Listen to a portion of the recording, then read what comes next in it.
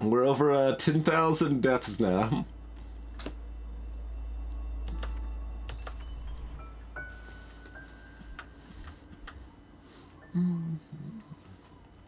Oh, right, we gotta do Mirror Temple Seasides. Never mind, let's play a different game. I don't know if the Seaside's particularly hard or anything. I don't know if I want to do Mirror Temple Seasides, though. It's intimidating.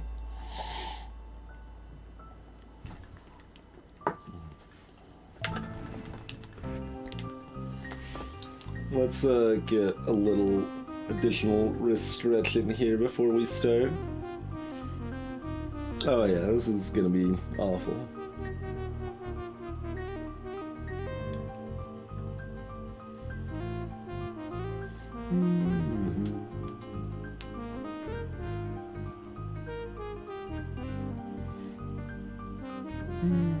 Oh, that's probably slightly less awful than it looks. You know, regular awful.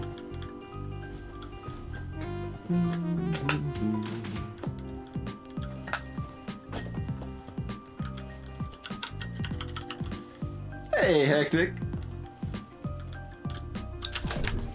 Oh, nope, that is the second one. I was thinking that the spikes might just be in the air and then there wouldn't be spikes on all sides of the second block. There are. Okay, well. Am I still supposed to do it that way? That's kind of the implication. Oh, let's do it like that, yeah. The way I just accidentally did it instead. Yeah, okay. And then you have no time. Probably? No, you can still do that and then do the same thing. Yeah, alright, alright. That's going pretty well, sir. Do I just like hop and then hop again, maybe? There's a few different ways to do it.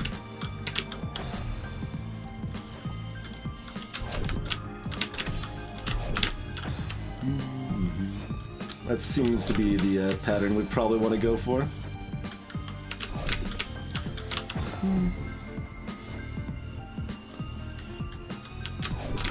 Nope. Going a little too low. We're trying to go a bit low to make it easier there, I think.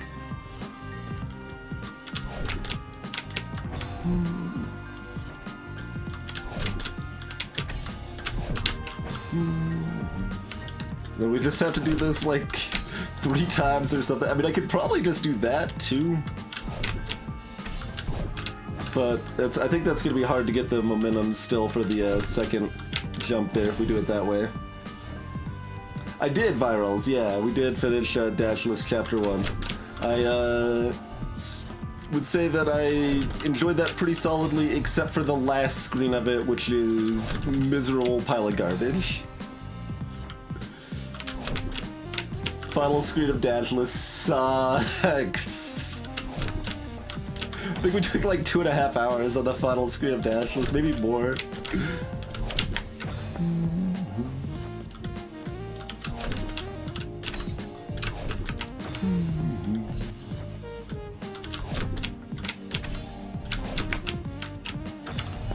Okay, 3 times is what I expected, and it is the, in fact, requirement.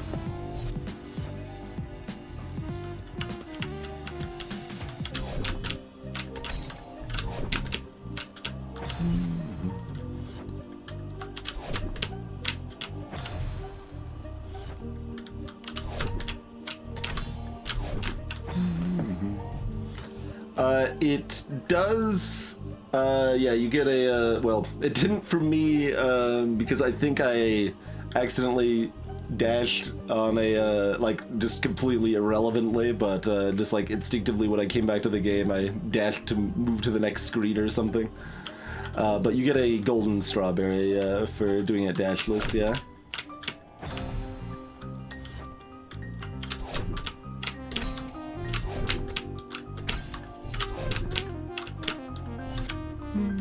There we go. Now, what fresh hell is this?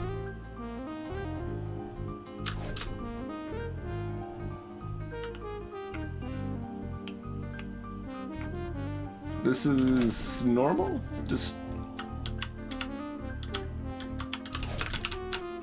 Oh, I need to do it right. Oh, and okay.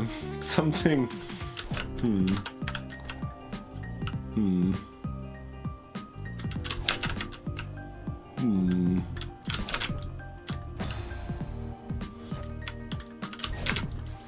Okay, okay.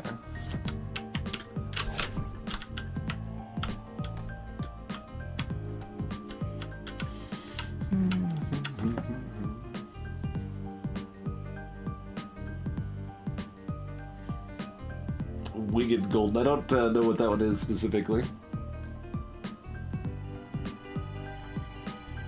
Yeah, I mean, I grabbed the Deathless 1A Golden. But yeah, I didn't actually know anything about Dashless other than it was possible when I decided to try it. Hey, Jim. Oh, Winged Golden is the Dashless, gotcha. Yep.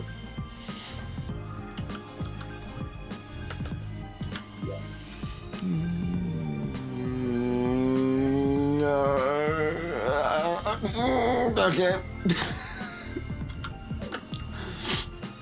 Let's actually look at it now rather than just being horrified.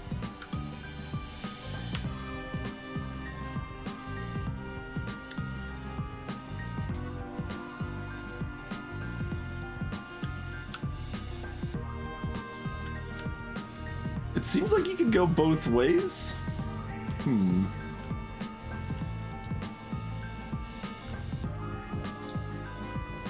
Hey there, Elad. Liking it pretty well so far.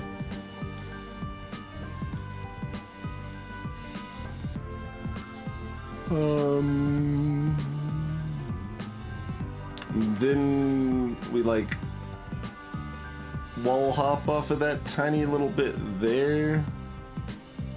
Probably.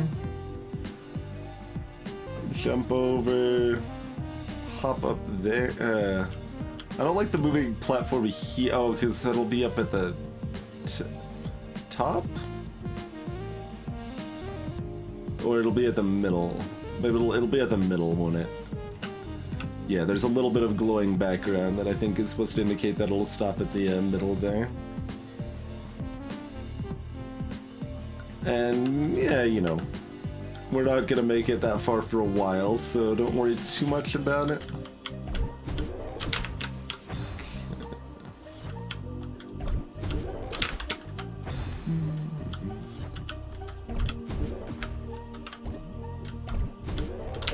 Alright, I have to dash out of it so I do lose my dash.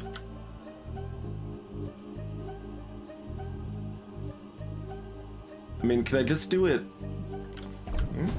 Try. Yeah, so we can do it that way. And that seems probably better than the like wall bounce other way. The other way just keeps your like sense of like directional flow better, because this way makes us go up left and then down right afterwards.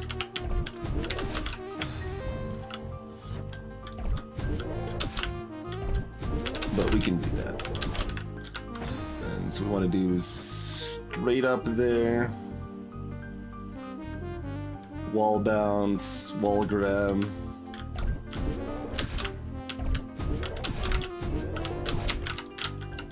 And we don't go high enough. Alright, good.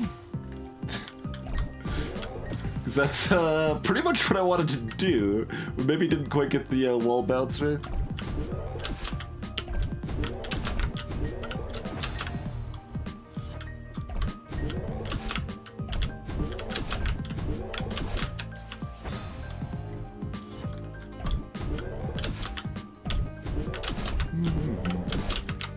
Yeah, there we go. That was better.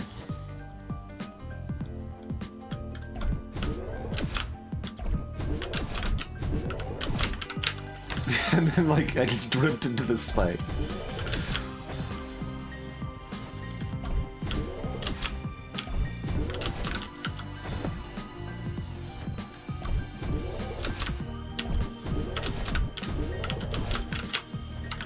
Alright, well I turned around early enough to not die to the spikes, so... Technical progress. I want to, like, my fingers really want to go right there. We really want to go right there. We did not formal, alas, but not terribly concerned at the technical missing golden strawberry.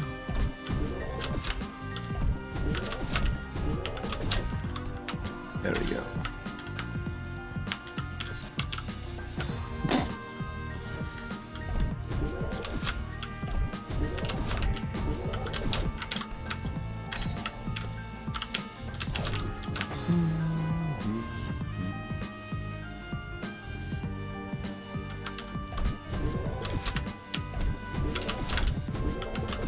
Interesting that there's kind of the two paths there.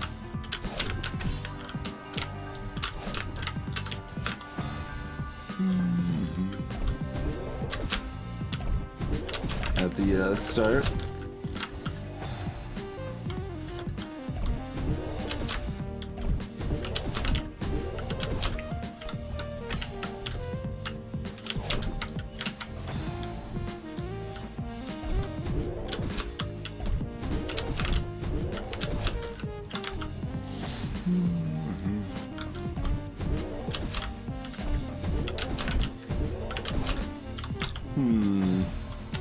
Knowing how to be more consistent with the wall bounces would help, certainly.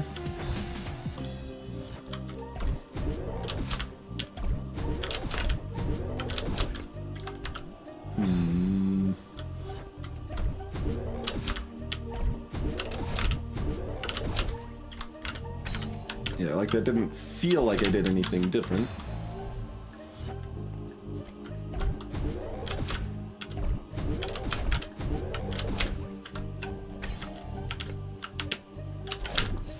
Whoa!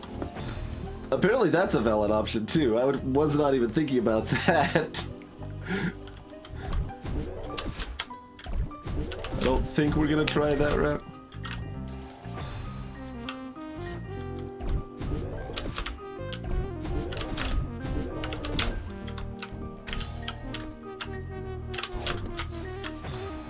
Because that should be plenty sufficient on its own.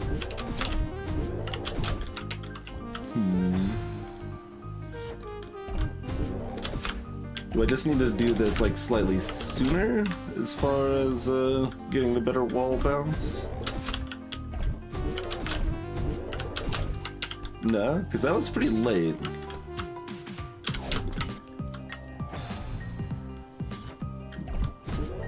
At least it felt pretty late.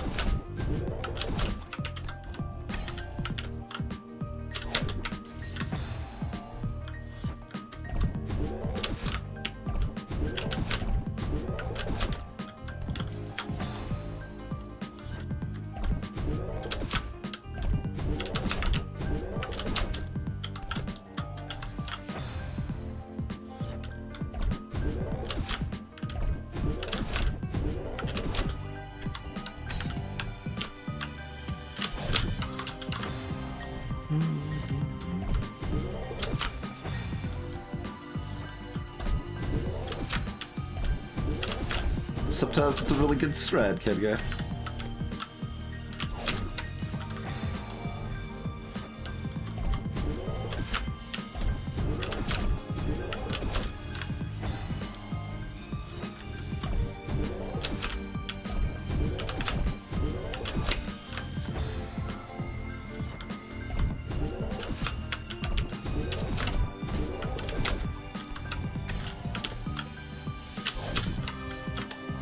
I mean, we've made it over that before, but I'm not sure what we are supposed to do differently to make that more consistent, though.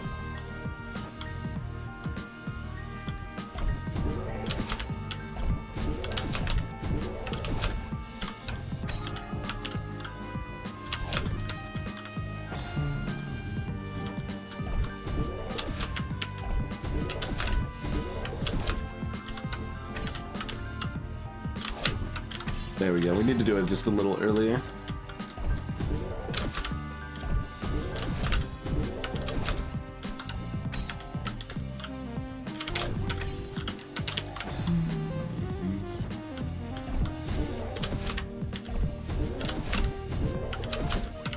There, like, it doesn't matter as much for some reason.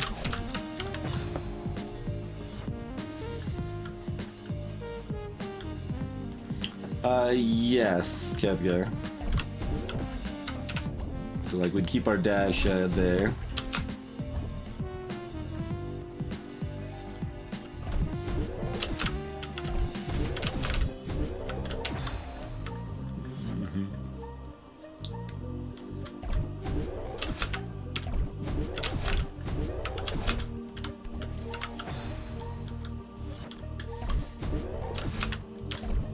Have you done seaside stuff, Jim?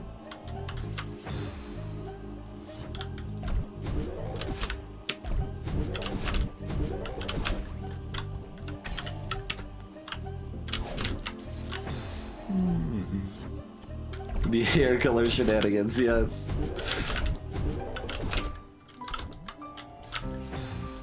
At the later levels, we have another hair color as well.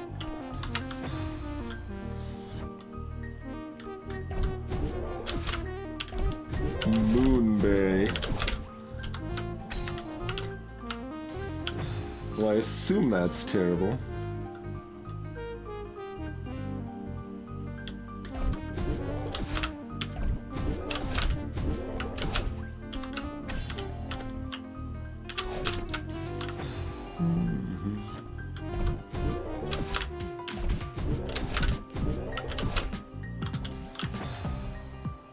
Hey, I have...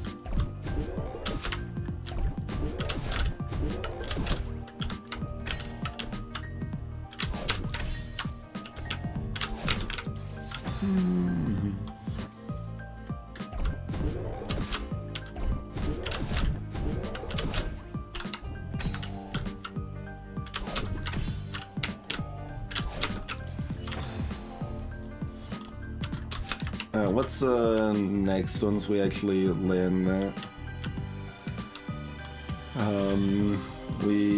Oh, there's a bouncer there. Interesting.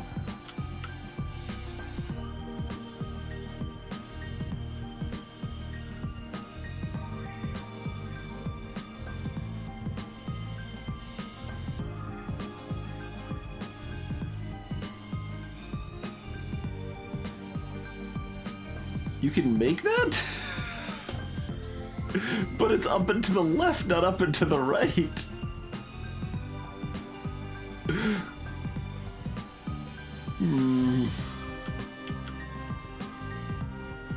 It says I in the background, by the way.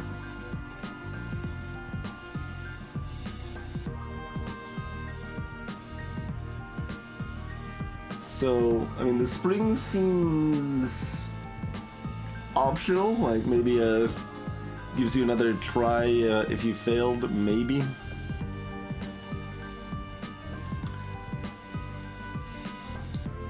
And then we dash down, bounce off, dash up and to the right, and then dash up to hit the switch, and you know, keep doing well from there.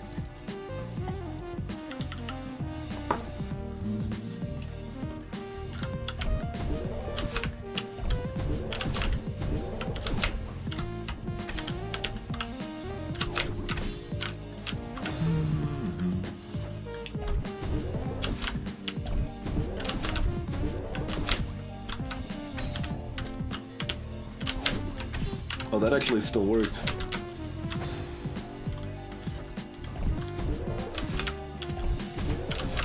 So there's still like a decent window to get that correctly.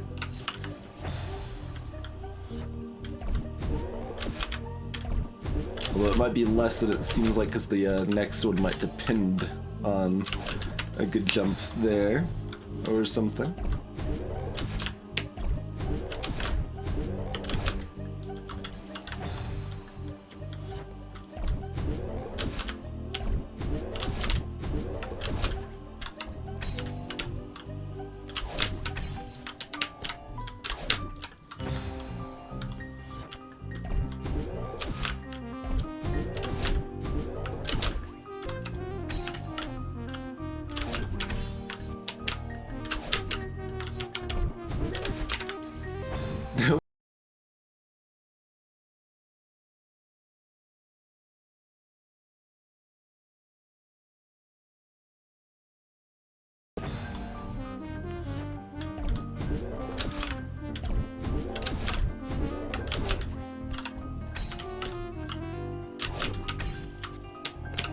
That's too late.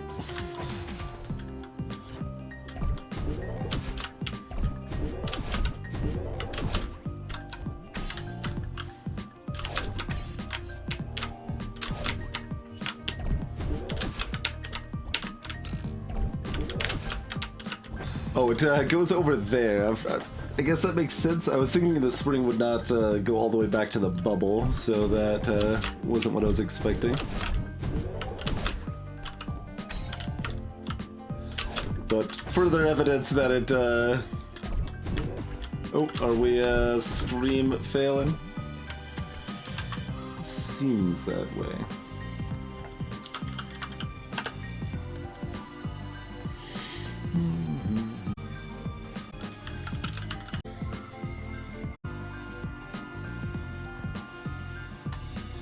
Oh. Maybe not. Uh-oh. Maybe? Maybe. It's green. Bill rate's, in garbage can. They'll be, like, colored soon, I imagine.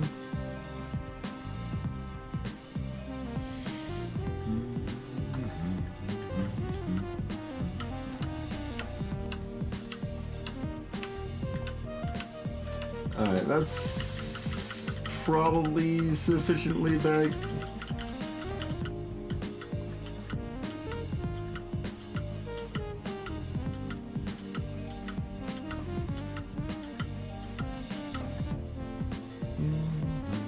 Alright, like bitrate's still low, but it'll probably gradually go up. It'll probably be okay.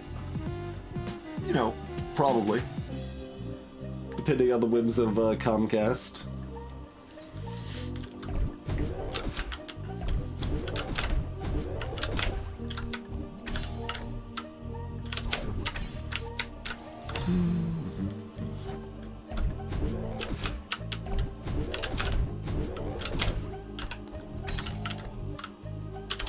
Oop.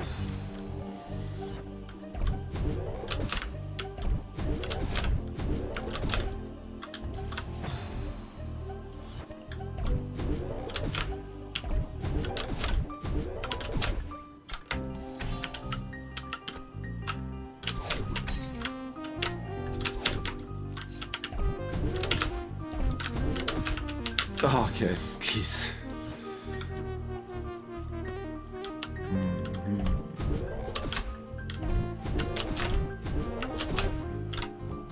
And apparently you can, in fact, make that weird angle I was talking about, considering we actually made it first try there.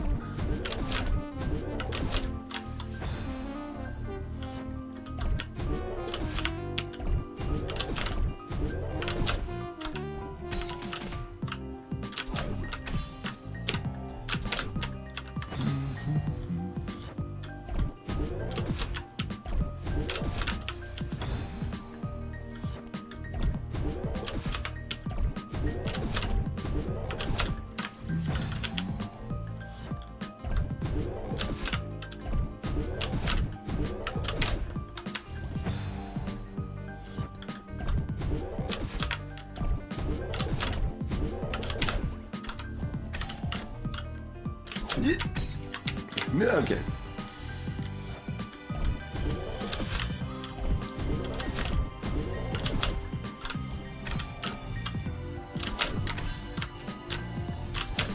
Dang it. I definitely do that one too late by default.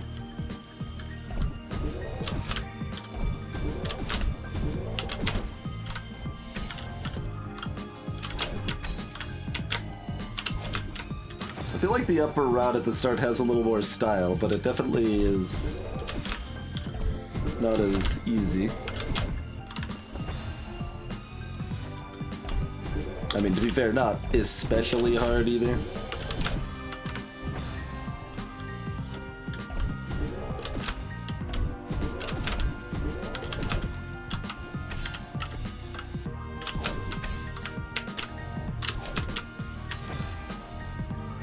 Gets you a little more in tune with your wall hops that you need later on, of course.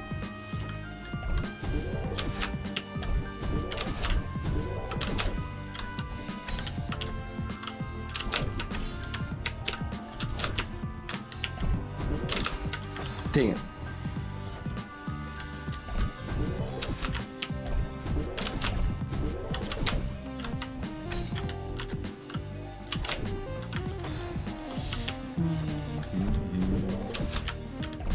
It's always a little amusing with the fact you've got like just those fixed 8 directional dashes that like if you're very slightly off it can look like you're extremely off.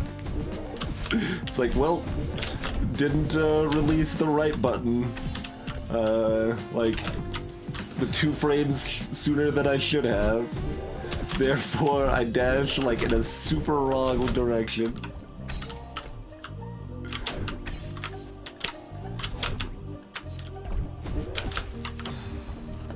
Kind of like that. Analog dashing.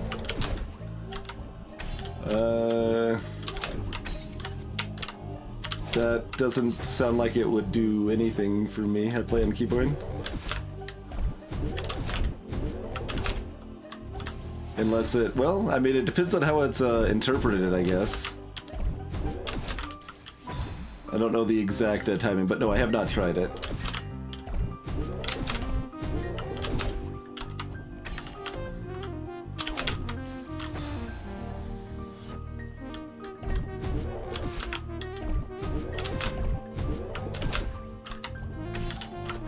I don't think I knew it existed.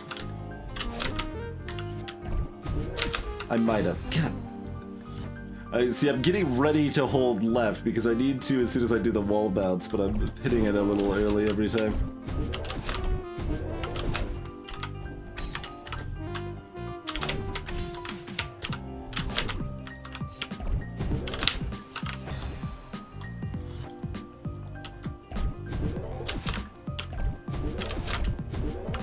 But yeah, does it do anything for keyboard controls?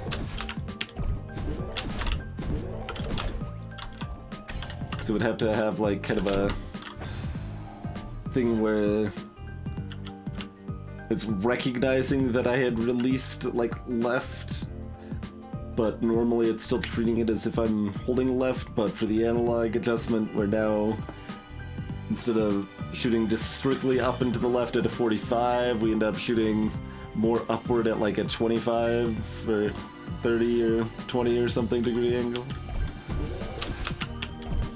I don't know the exact windows on that for that to make any sense, but I imagine it's controller only.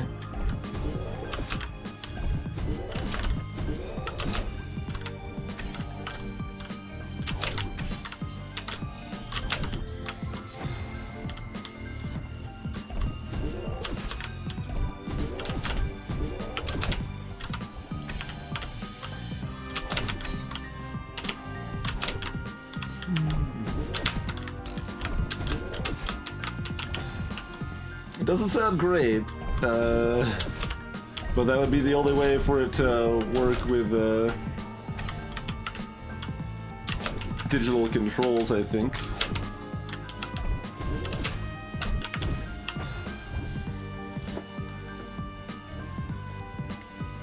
And it would definitely result in some occasions of making jumps that you wouldn't have made otherwise.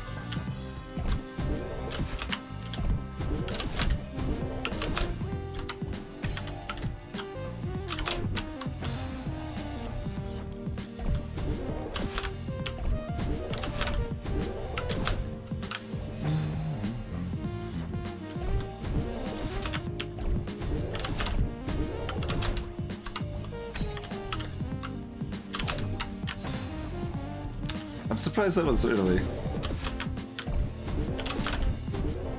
That one definitely felt like in the window of appropriately early, because you need to kind of do it slightly earlier than you think you do. Except on the first one. even though theoretically the timing should probably be the same. Might just be the visuals screwing up how it feels on when the timing should be. Maybe I'm just pressing left too soon?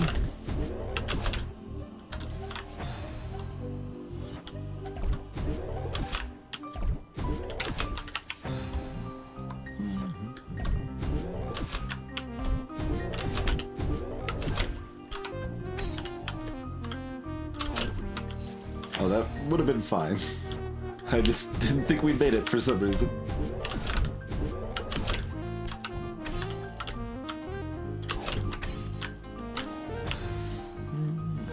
We do have some Celeste music on the playlist, although we don't have this song. Don't have any of the non-A-side stuff.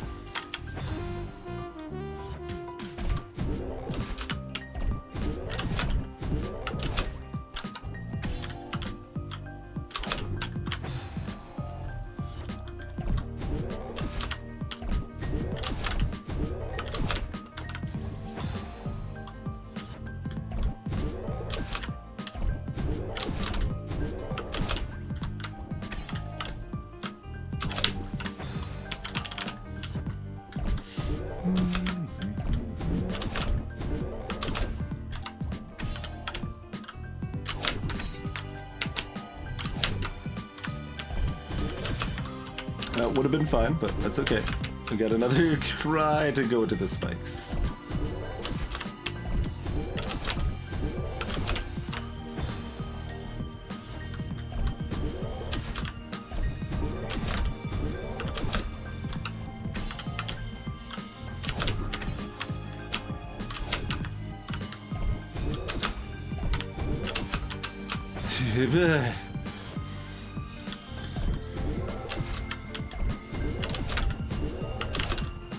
There's still a lot more after that, too. Quite a bit.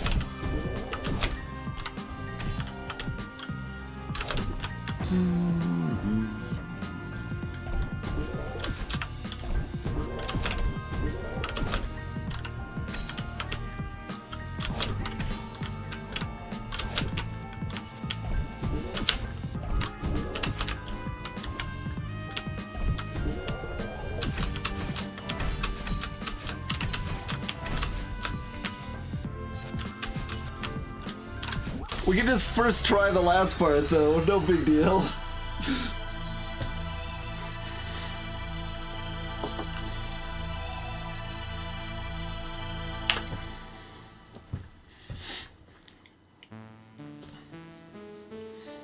I was not expecting that.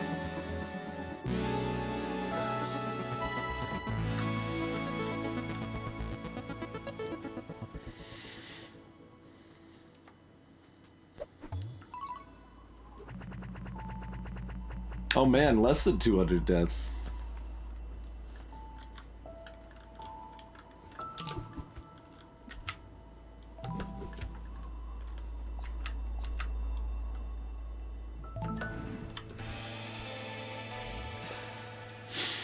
Alright, we got bumpers. We already know everything's terrible. Oh god, there's so many bumpers.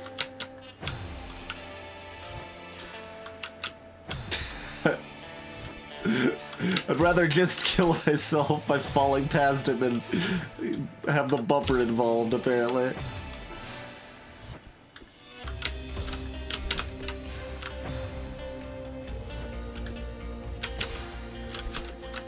Whee!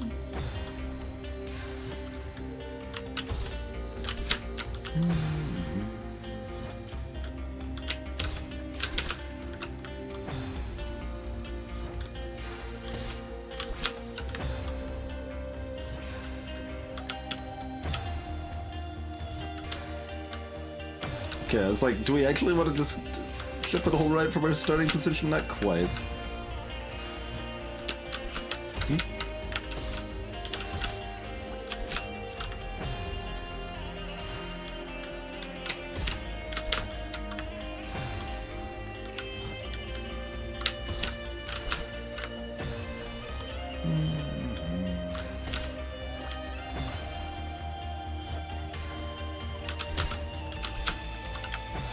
Yeah, it doesn't seem to really matter if we dash into it.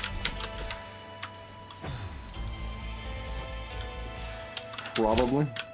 That actually might be more reliable. See, now I'm trying to press jump to go up since I already dashed here, right? It's interesting what my muscle memory wants to default to.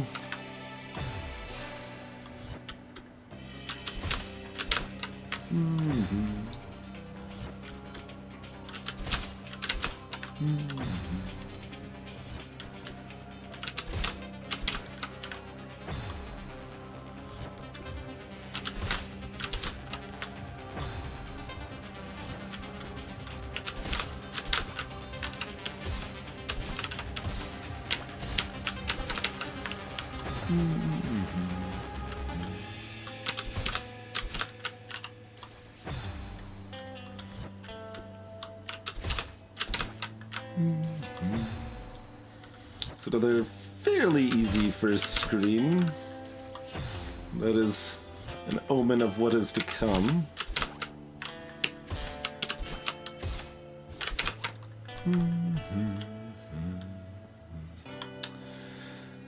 Oh boy. You aren't gonna like require us to dash through spikes, are you? Probably not.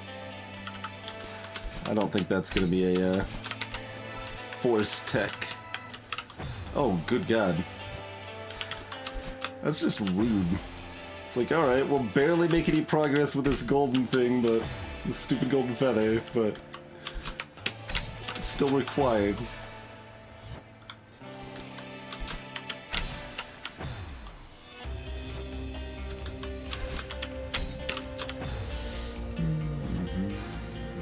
Clearly we need to get to the top right and climb over the wall.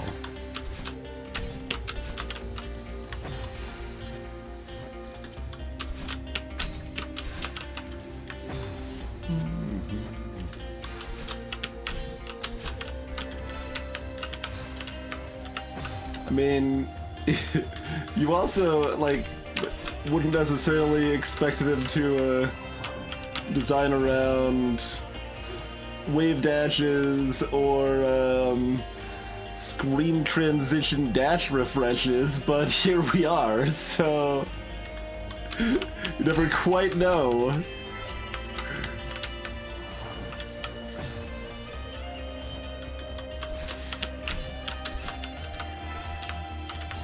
Or freaking spike jumps. I mean, depends on design around at that point. The fairly specialized dashless berry is not exactly a design around per se, but I mean, it's a challenge that the game recognizes and was intentionally put in, so it's kind of a design around.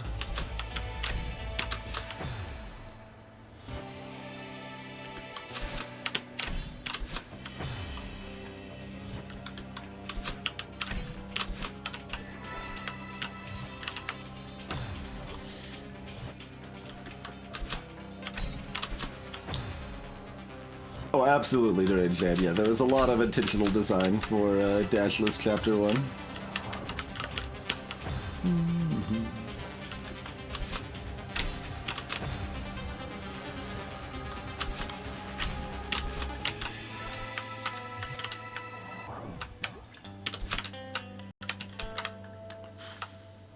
Okay.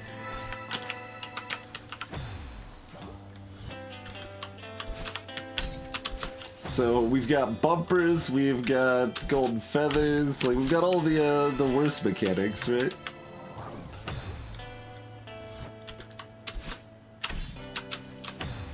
Not yet together. We have to wait till the next screen for that, probably.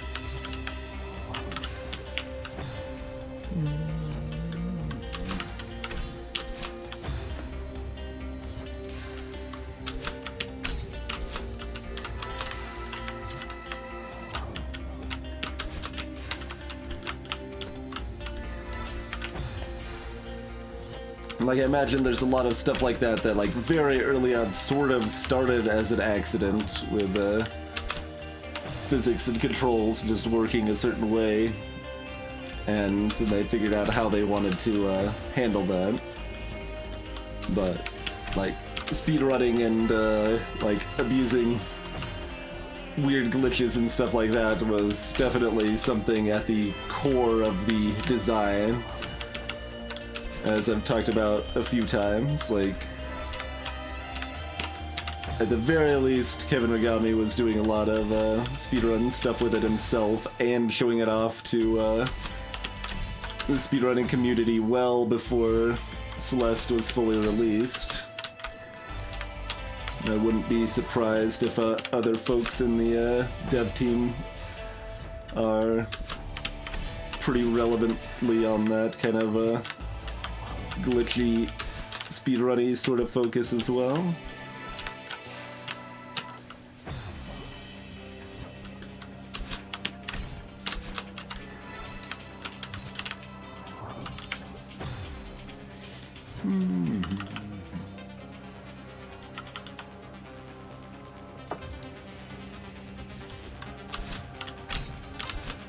Ha, that would be interesting, Bartles.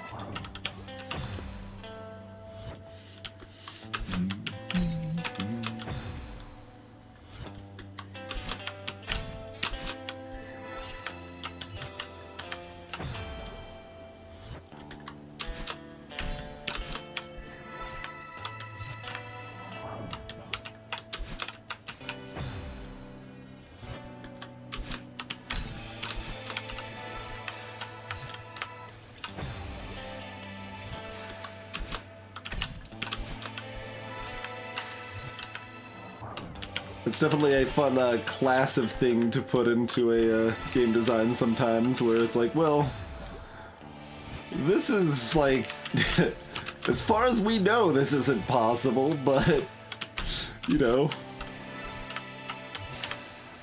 maybe someone will get it, and it's there to recognize that they're awesome in case they did.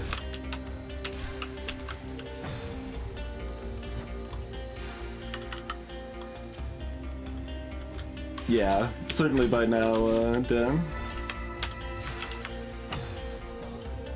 Or, you know, just gotten them. if they were possible, it seems pretty likely they would have been gotten. Like, you don't need, like, I think there's nothing that should really be considered a TAS only in this game.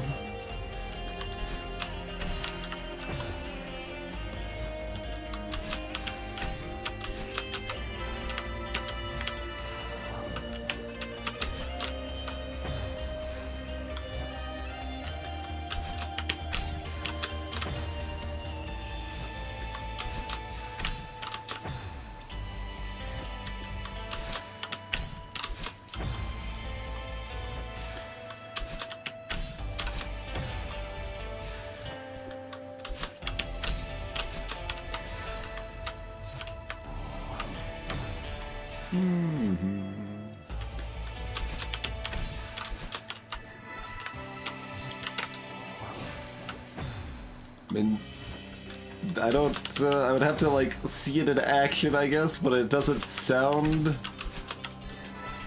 Yeah, maybe, I mean, they did do a Celeste, like, TAS highlight, didn't they? At either this GDQ or one of the, recent ones.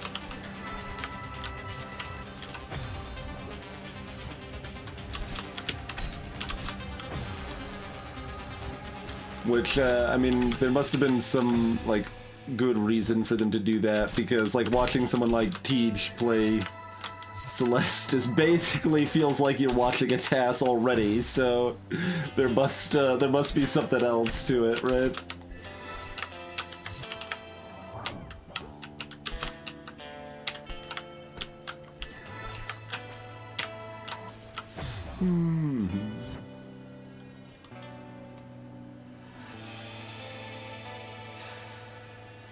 Oh, I could see that being a tassel-like thing. Yeah, okay, because if you're moving away from the spikes, then they won't hurt you. They won't hitbox you.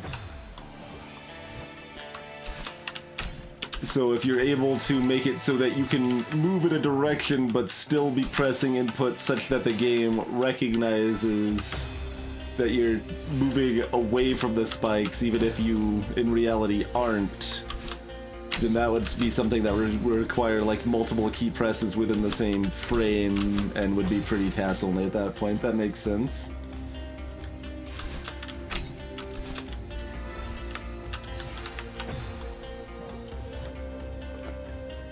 You looked it up and found out how miserable it is, yeah? That sounds about right. Would you like to inform the rest of the class, or should we consider it a mystery?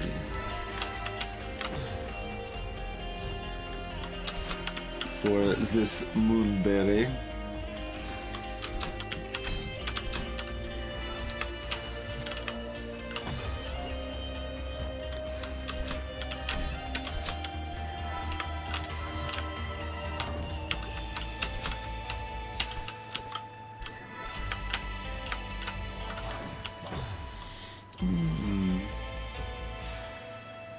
Best left as a mystery. Huh. Okay.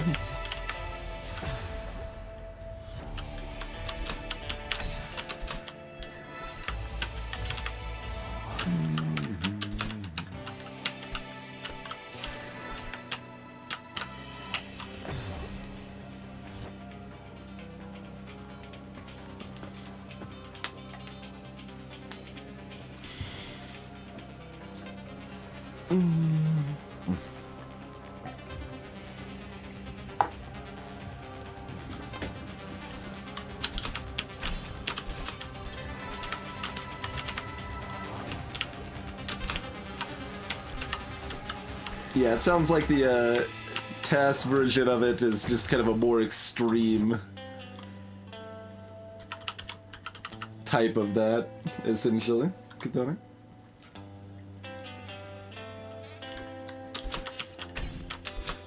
But yeah, there's only like, there's not very many places for human dash through Spikitude, right? Mostly like on the maybe B-side version of this screen is the only one that I know of offhand.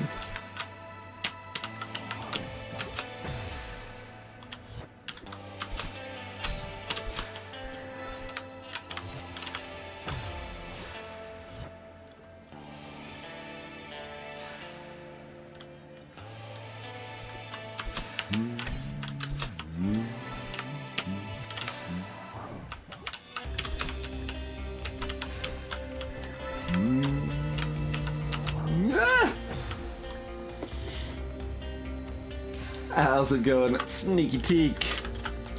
Thank you kindly for the host, good sir. You guys should give Teak a follow if you're not already. Does a lot of roguelike and strategy sort of stuff, lots of Slay the Spire, and very good and friendly. Celeste is going okay. We got the Mirror Temple seaside. That one wasn't too bad. Now we've got some garbage with golden feathers and probably bumpers, and it's probably going to be terrible. So, you know.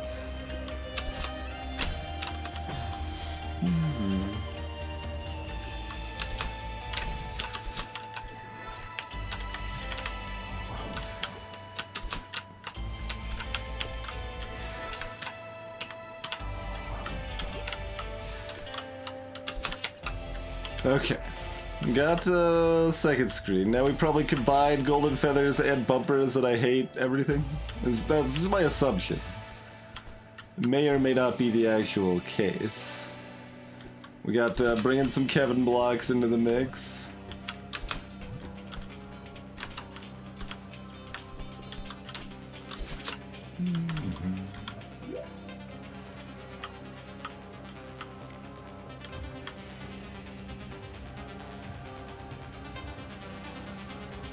You almost don't need that Kevin block, but you probably do.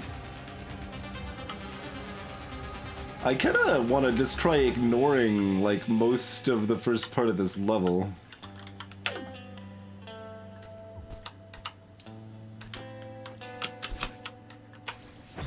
That seems pretty doable, actually. Yeah, okay, so we can ignore... Or no, we need to bring the oh, it's an all-direction Kevin block. Oh, no.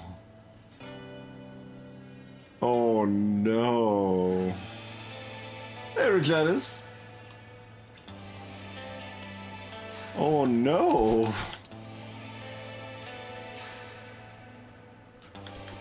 Yeah, that makes sense. I'm like looking at this, I'm like, look, I can skip all of this. What do I need to do any of this for? And then we hit this part where we can't do anything at all without the guidance of Kevin. And then also there's gonna be... there's a stopping point with another viewfinder over here.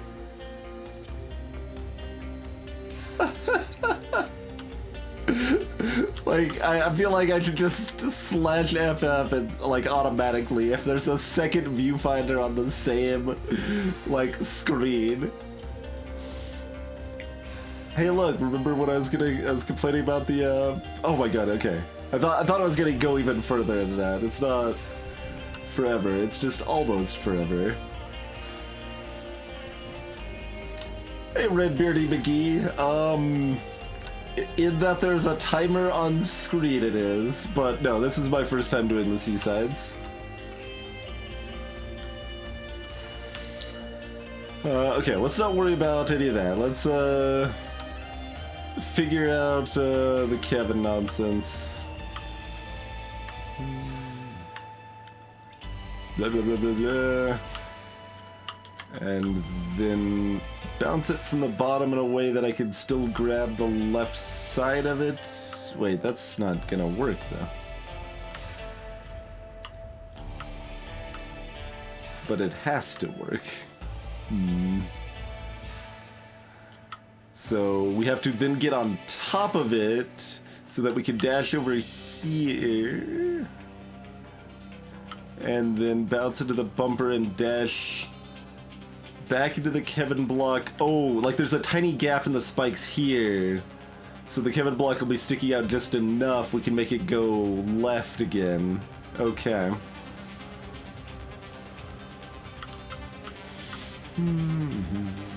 Hey, I bought, that's right.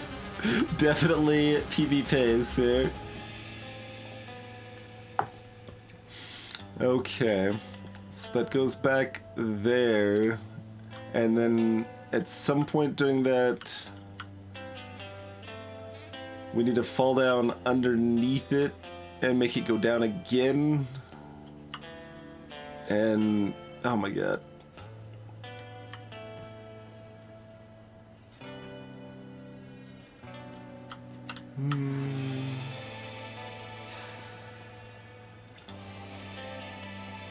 Then, yeah, dash into its left side. And then we have to either make it through that gap, so we would do that by lining it up on the far left block here, I guess. So if we line it up here and then go all the way left and then all the way down, then we could do this. Or, alternatively, something that we should not try, I imagine, but I still want to consider, is that if we get it down about, like, kind of straight down from where it starts approximately, and then go over, we could be on top of it, and then we could hyper dash off of it, and then we still would not quite reach that gem, I don't think. I think we'd be slightly off. But if we could reach that with a hyper dash, we could then get over to the next area and be golden.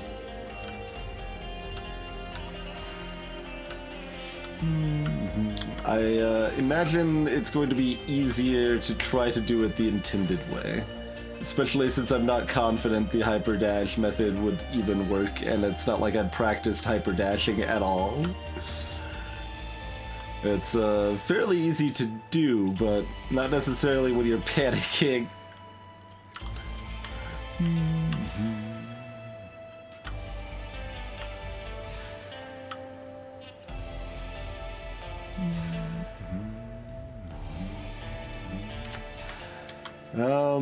Alright.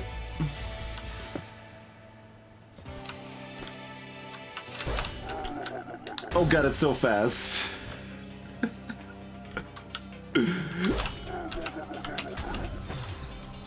Like, I don't even want to grab on, right? No, I have to grab on, or at least jump off of. Yeah, maybe just try to jump off of. Nope.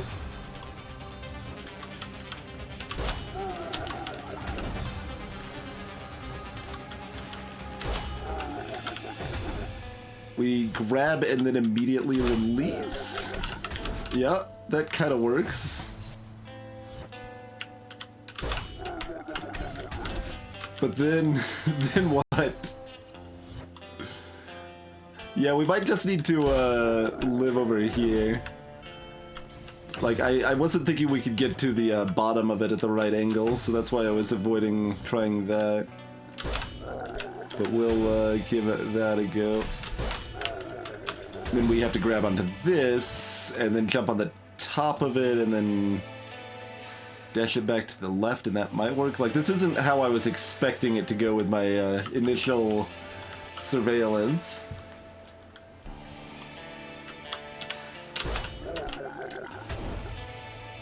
If anyone hasn't seen the video of how that sound effect was made, someone should link that up in chat. In fact, if anyone happens to know where to find that. I think you can find it on OTDQ's Twitch channel highlights, probably.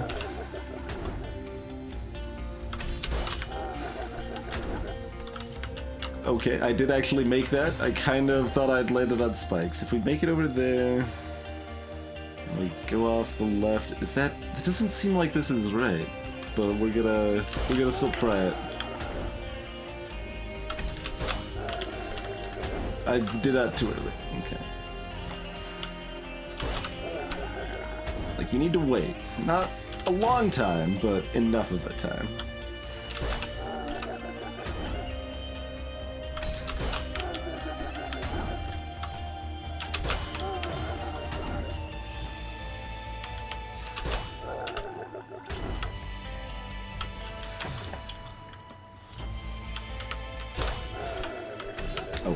I was going back to the old bad plan.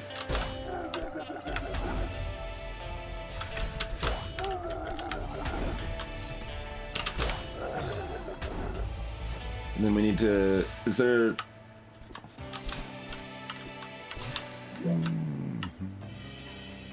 Alright, so... Oh, we're supposed to hide in that middle spot there on the left side of it, probably, and fall off, and maybe send it down from there, but that's... we won't... Then we have to land on the bumper, and we don't make it in time. 370 months of support, that's pretty good. Thank you, Great Sage.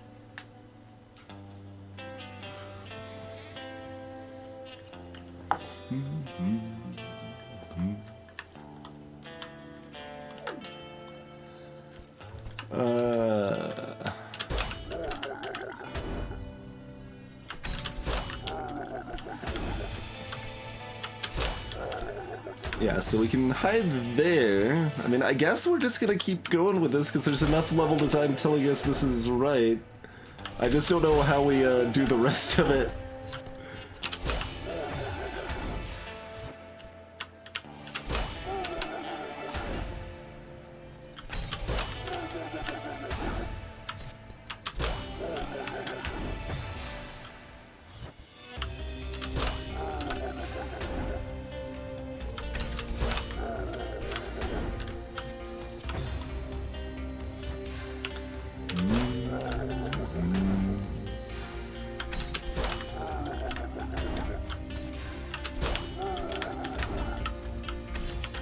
And I guess we bounce off the bumper to get it from underneath? Is that our new plan? So then it goes down on the kind of the right side here a little bit. And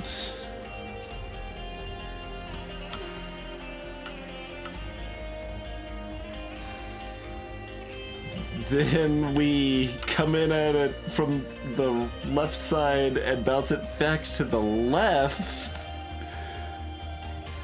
And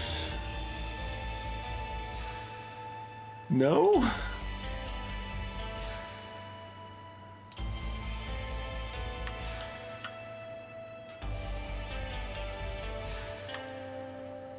Actually, maybe? Maybe. I'm trying to remember how exactly Kevin blocks behave. I think they gradually reset to their... like, they retrace their steps, but if they instead, like, if it just starts going right after we bounced it to the left over here...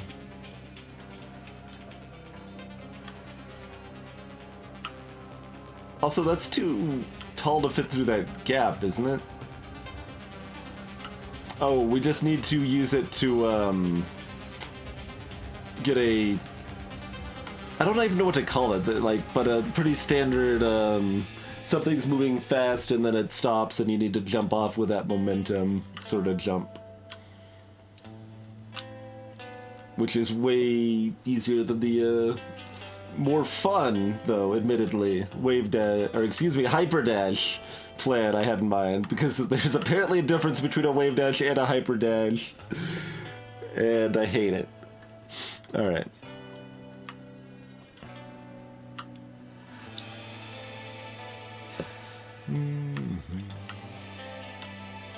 But it's not going to go past its original bounds. Yeah, so I don't think that that works, right?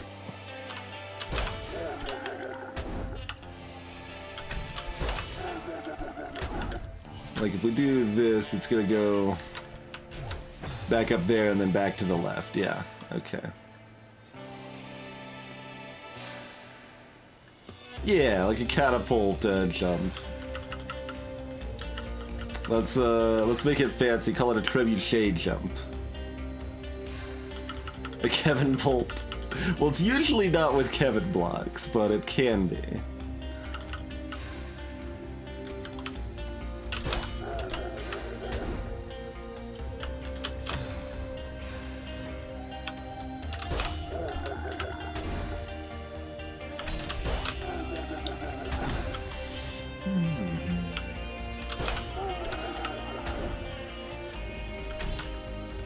Oh. Although, calling it a trebuchet jump implies like a certain level of additional finesse that isn't actually there. Hey, Rolls Royce.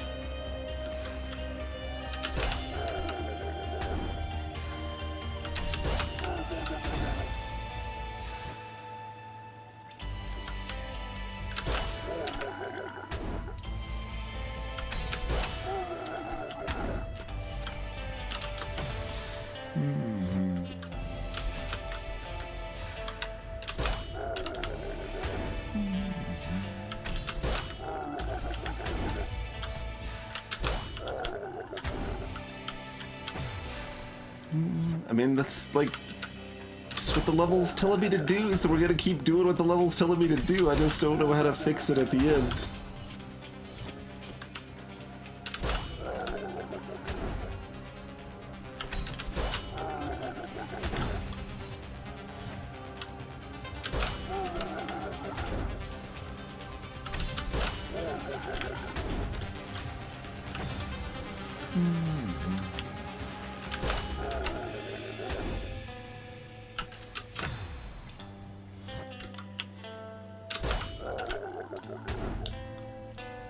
I'm always surprised that that beam is like widespread at all.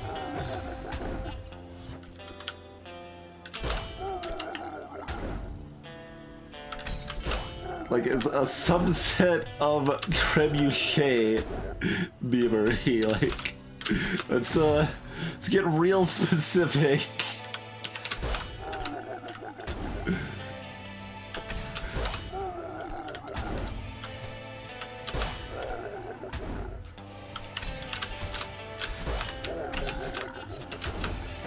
Oh, it goes down far enough we can get it to the right. Okay. Right, there's that whole gap at the bottom. Okay.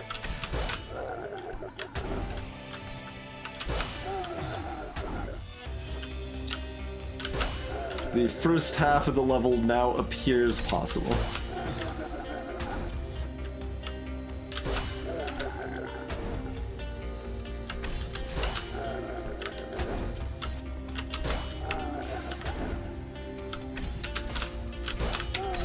I instinctively went up. Okay.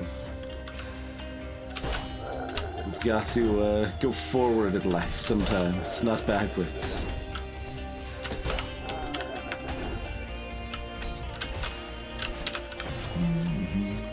But yeah, like, I guess I mean, it certainly spread well beyond it now, but it seemed like that meme was at least born of the subreddit, and seemed like the sort of thing that would stay in such a subreddit, but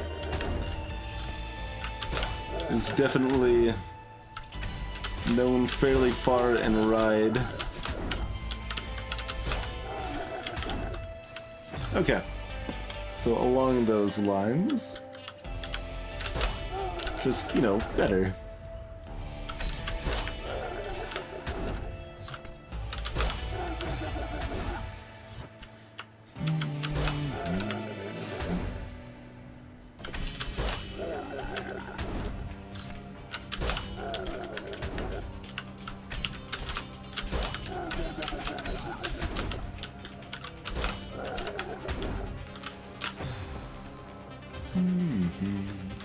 We're just trying to jump too early with our Kevin Poultachet jump.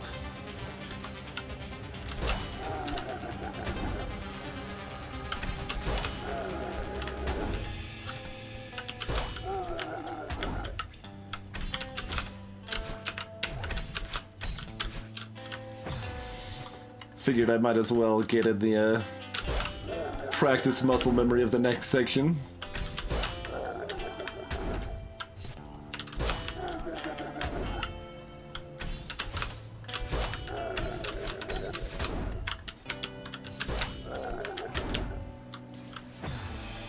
That wasn't right. Like, that felt the right amount of late. In fact, it felt like slightly too little late, but in a way that should have still worked.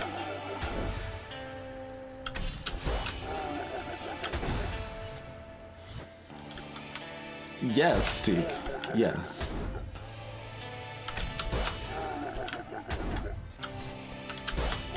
Sometimes to really convey a concept properly, you need to bring multiple languages into the picture.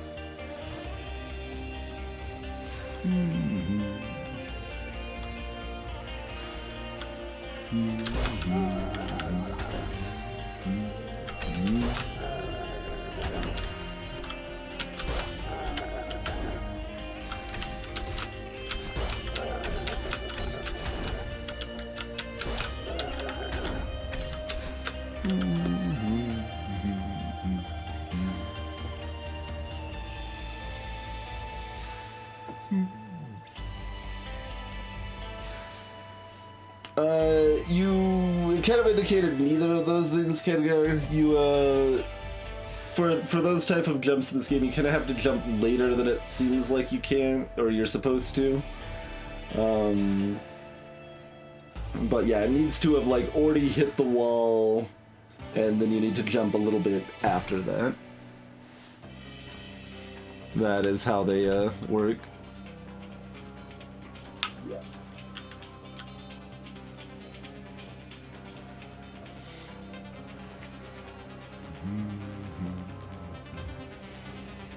Oh, okay, then we bring spikes in the picture. I'm like, oh, if we just need to do that back and forth, that's pretty doable. Okay, bringing some spikes in the picture. So then dash up and to the right and fall back onto that, dash up onto that.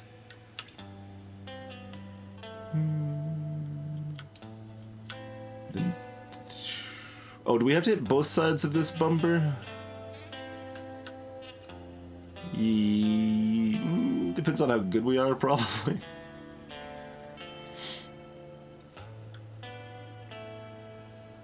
Yeah, basically, Rolls Royce. I assume this is not a checkpoint, but we'll find out pretty soon, I guess. I think we hit the left side of that, circle back around. Ooh, dash up and then fall down and wall boost. Then land.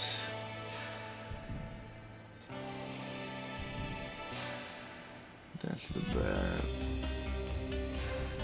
Dash over to... Okay, the ending is theoretically easy, but could still be screwed up.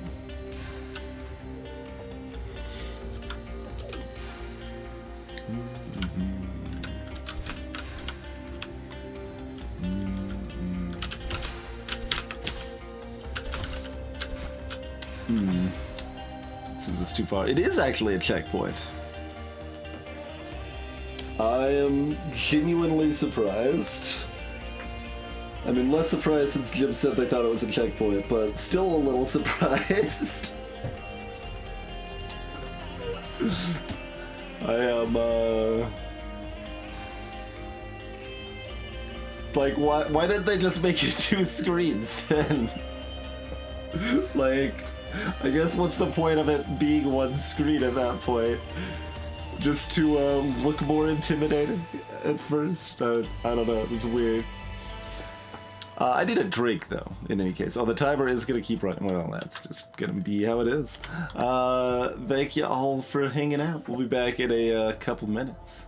Get yourself a drink and water the cat and go to the bathroom and stuff. See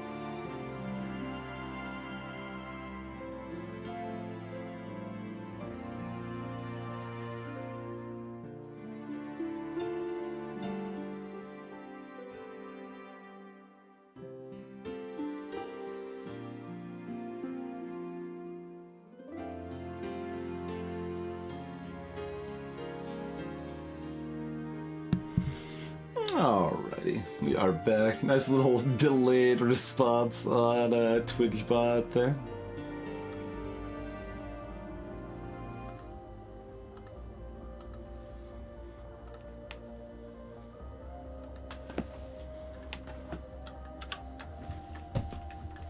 Alright, so we actually did have the friendly checkpoint.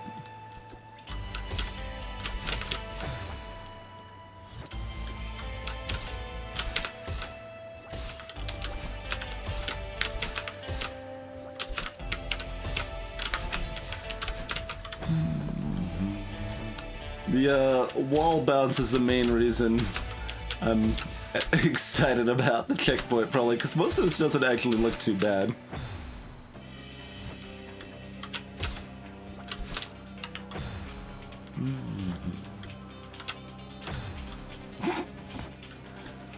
Remember what we learned. Use the, well, that we're not actually gaining... Is this actually worse? No, there we go. That's what it's supposed to be like.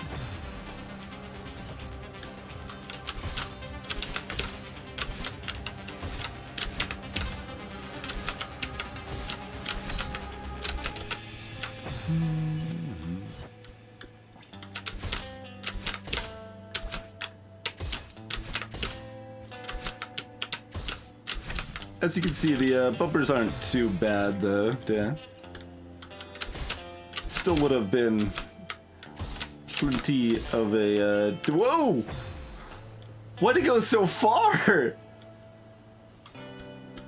That was bizarre. It went super far.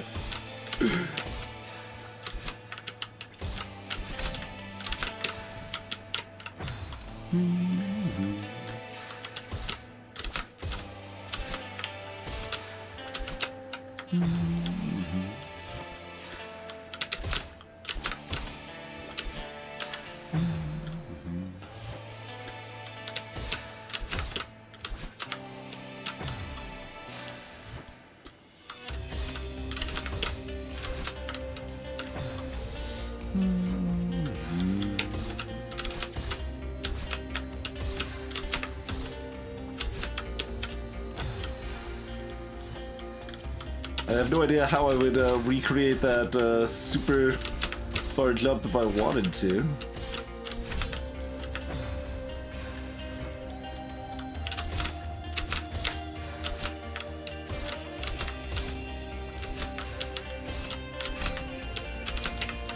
That's supposed to be up.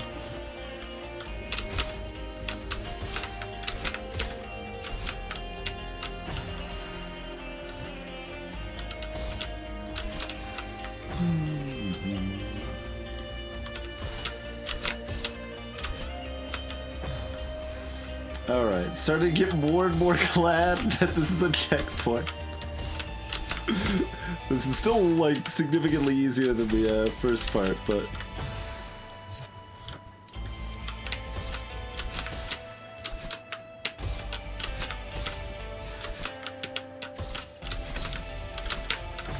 Up! Up, you jerk! I don't know, who am I calling a jerk in this case? My keyboard? My hands? Me? Madeline?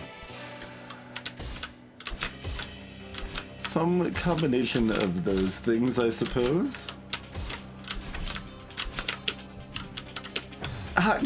Let's just avoid that last bumper every time.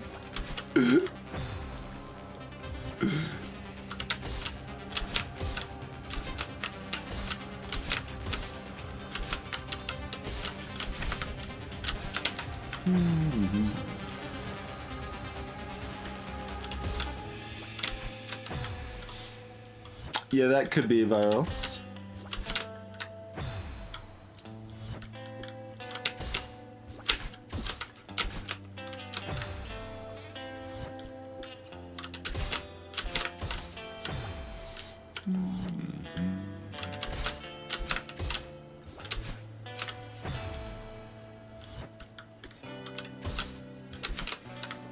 Why is that jump not working right anymore?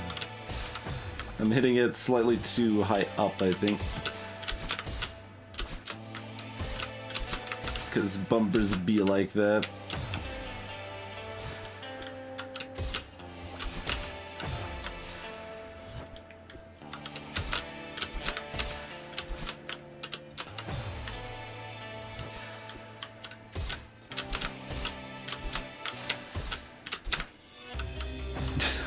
dodge me bumper. Do the hitbox? I guess the hitboxes, the bumpers actually do shift as they move around then? Because it felt like that should have been within its hitbox if they stayed static even as they're moving.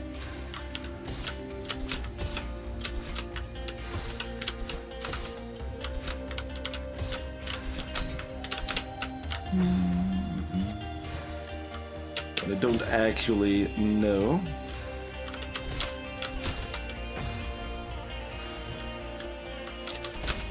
I would have originally guessed that the hitboxes do not move, but it kind of implied that they did there. Well, at least we touched the bumper this time instead of zooming right past it. Had to do it somewhere in between those two extremes. Mind you, these extremes in this case is a couple pixels, but...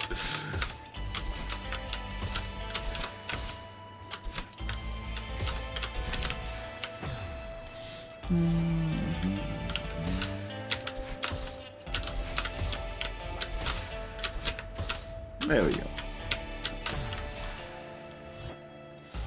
It's normally 8 direction on controller as well, Royce. Though there is apparently some weird optional thing you can turn on only after you've maybe beaten the Seasides question mark that lets you try analog dashing.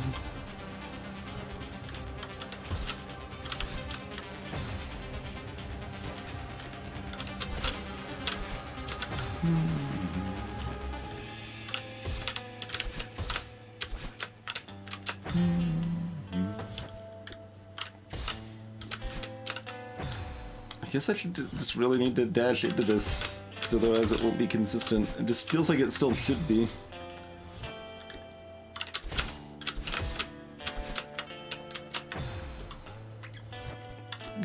Changing the muscle memory, that's still, well, dashing into it can still be inconsistent too.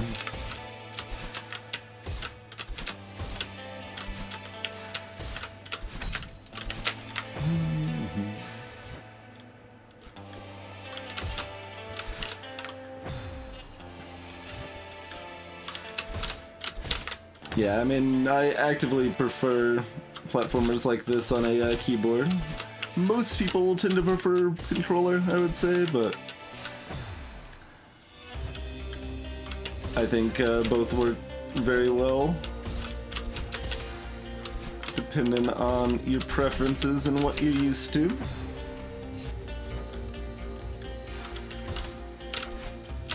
Greetings, the mope.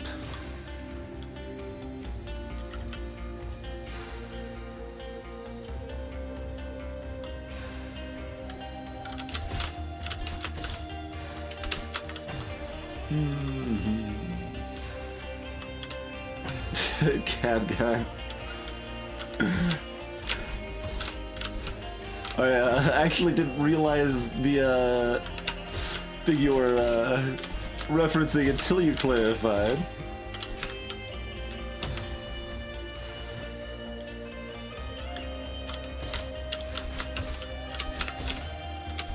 Well, I probably should have. I mean, enough of those converter kits came into the thrift store when I was working there, certainly.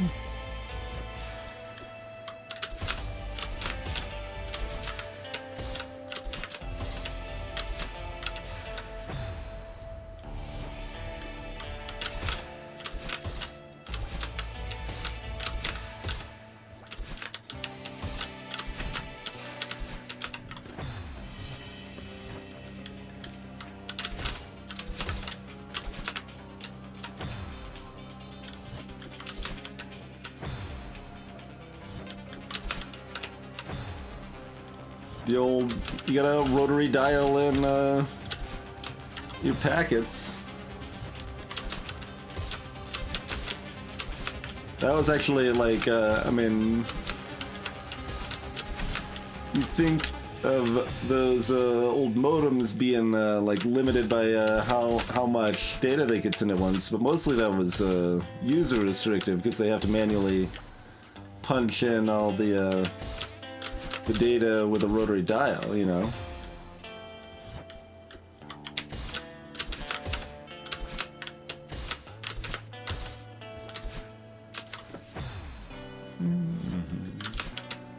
I briefly thought this room was gonna make me hate bumpers less, because it, like, the first few times we did it, it seemed pretty smooth, and, like, it felt more like my own fault when we were screwing up with it. But now I am not thinking that anymore, and bumpers are still trash, and everyone deserves to hate the bumpers.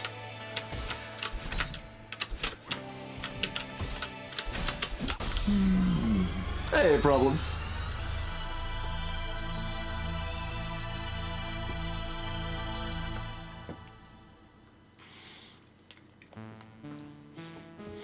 Hey there, Snowdrift. Welcome to the stream.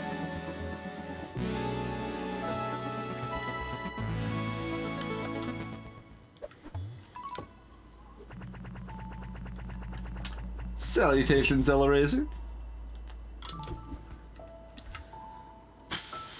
Summit.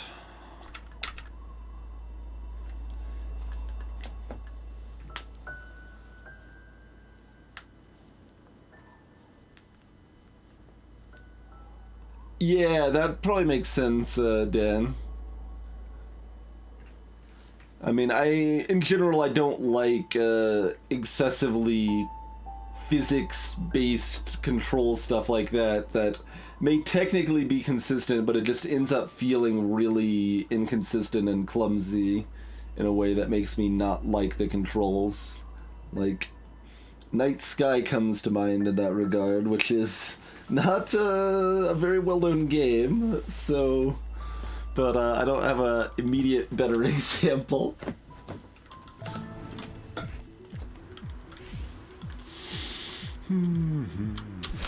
We've got 2 dashes here. You can see our hair color changes twice. Okay. Yep. And again. And oh no, again. Yeah. And again. And this is just the first screen. And again. And then we make it over here. Okay.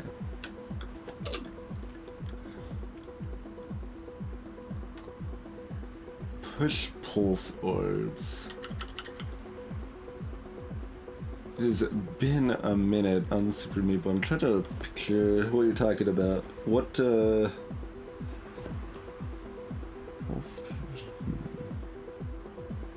Oh, yes, yes, yes, yes, absolutely. Agreed, Virals, yes.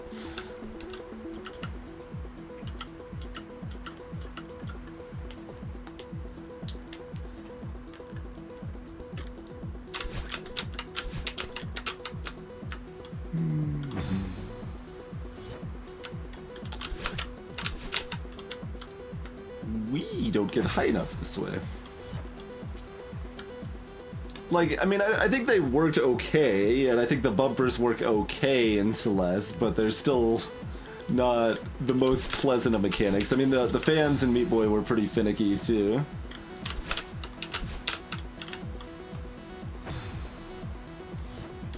Alright, so we need to go underneath. Yeah, more like that. That's the type of jump we're like... Oh, we landed.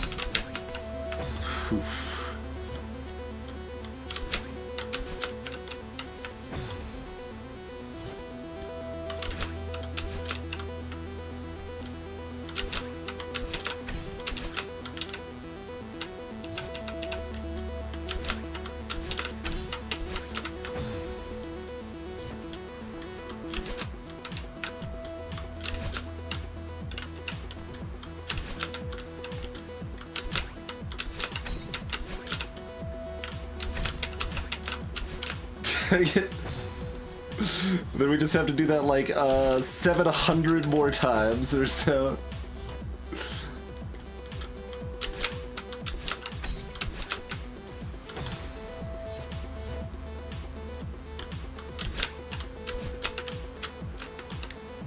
Yeah, Deathless also not very interested in outside of the early stuff. Just the same as Celeste. But still had fun getting like Forest Deathless. Even Hospital Deathless is kind of a nightmare.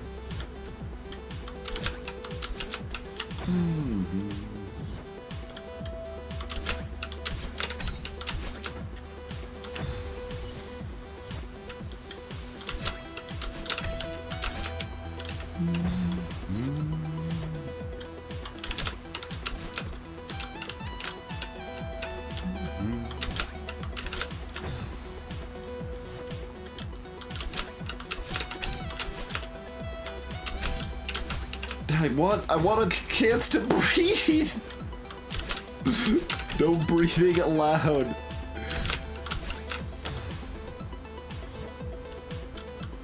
For so long.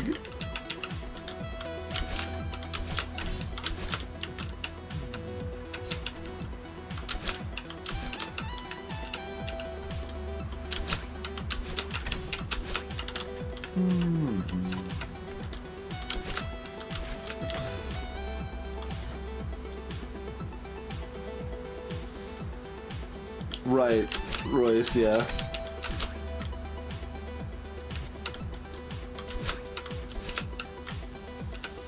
I did like individual level stuff in Super Meat Boy a lot back in the day, but not longer runs beyond that.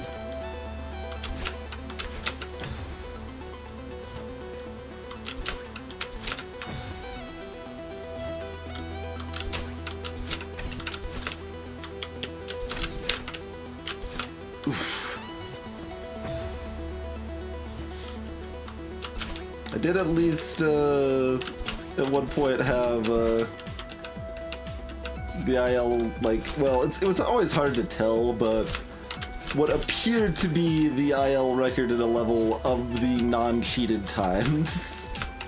Like the time I was playing regularly, the top 50 to 100 were always like cheated times.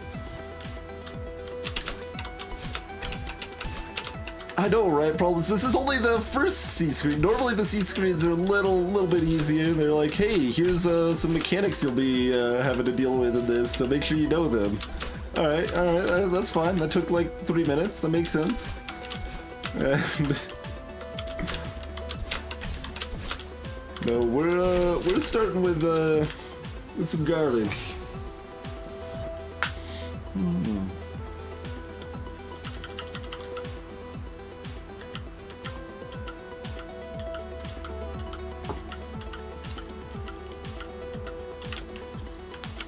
And you know what I like about this stage is that there's no bumpers.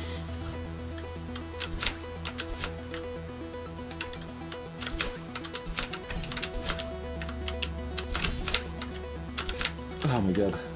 We at least got the first one correct.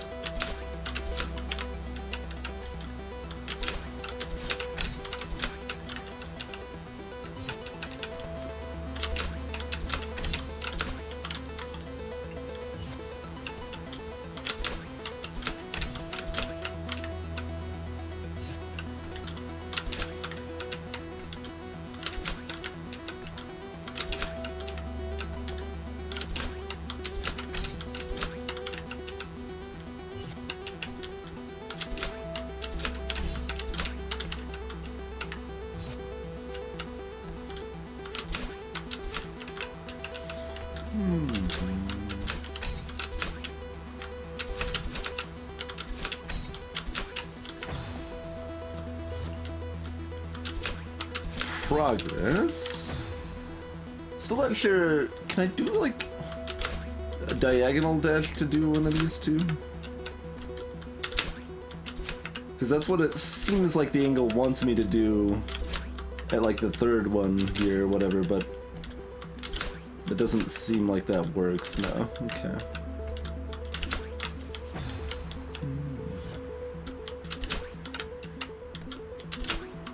No.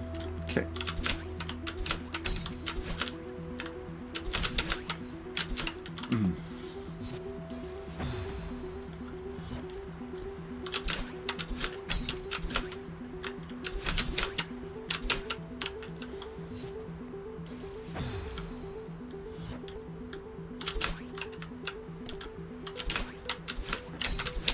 Damn. Because you end up so far to the right there a lot of times.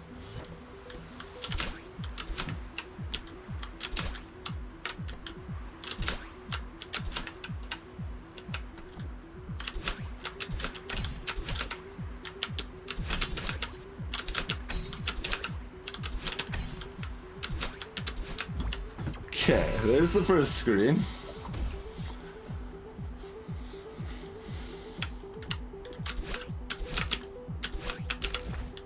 Oh, I mean, I guess I shouldn't be surprised. Like, why would they give me a chance to breathe?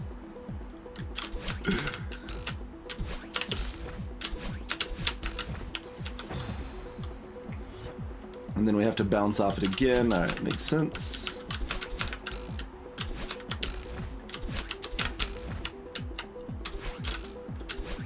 So, you know, that, but done correctly. That's actually... Okay, so screen 2 is a lot easier.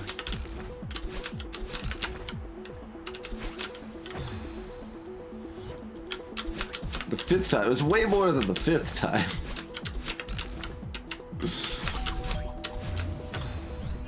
Okay.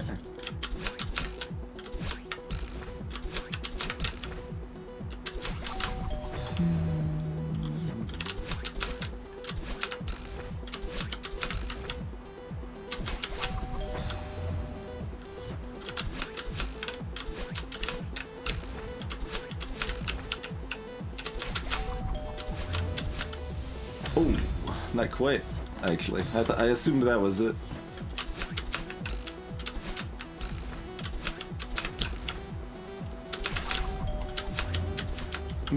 Needed to go straight up there, which is what I tried to do.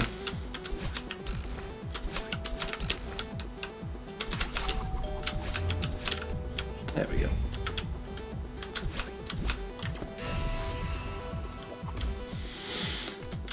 Alright, so assumingly this is a ultra long final screen because that is the pattern thus far.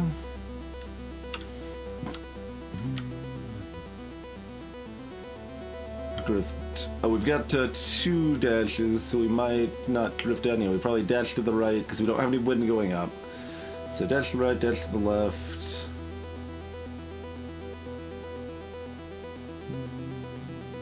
Dash up. Over,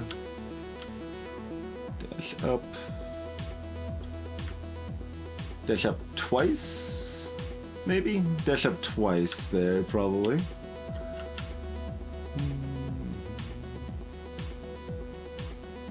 Dash up left and then up.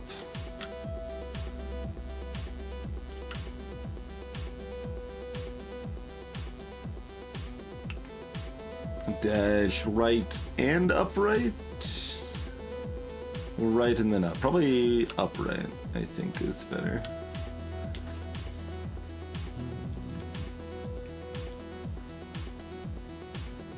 Oh, and then here we actually need to start with an upright. Like wait a little bit to fall and then just do probably up. Dash, dash, then we got a cloud that we have to use at the right angle.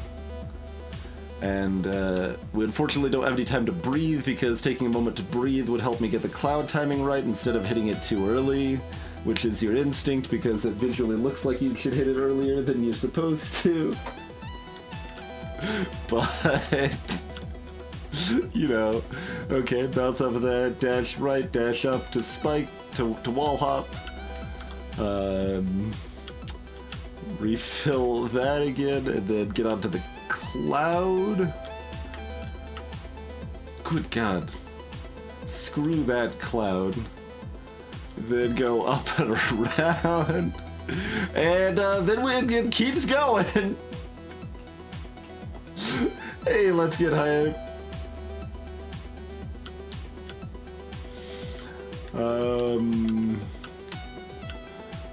Then we dash right and fall and dash right, and then immediately dash right, and then immediately dash up, and then immediately dash up, and then immediately dash right, and then fall, and then immediately dash right, and then immediately dash up.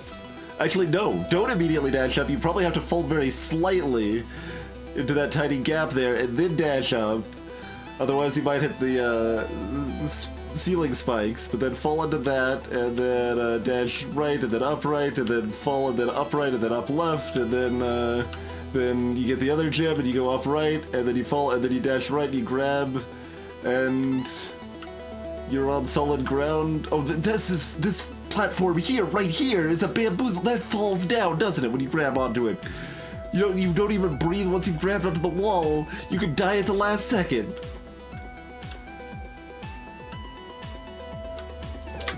I see your bamboozle crap. Yeah, I hope everyone wrote that all down, so we're good to go, right?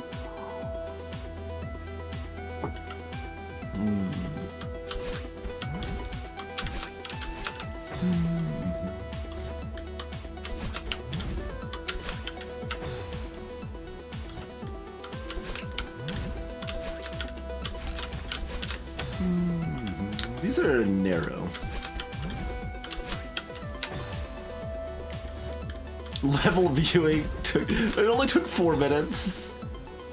Like 3.5. But yeah, just viewing the level did take over 3 minutes.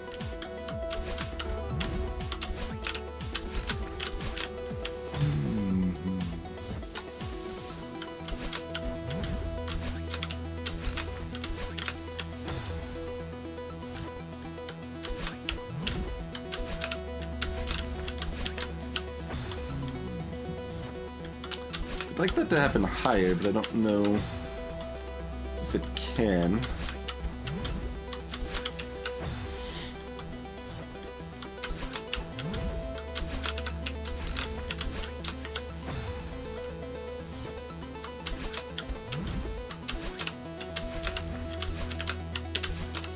Okay.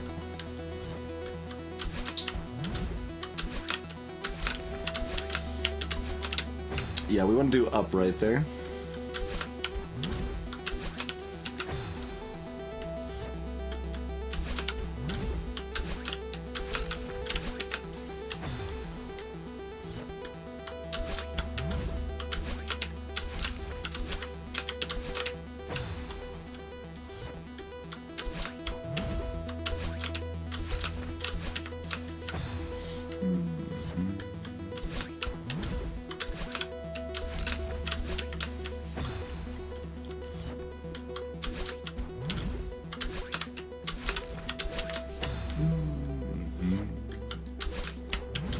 Well, this level might be the long haul.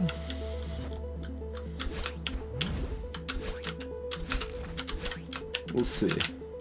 I mean, I've definitely heard good players say that the Summit B-sides are still harder than the Summit C-side.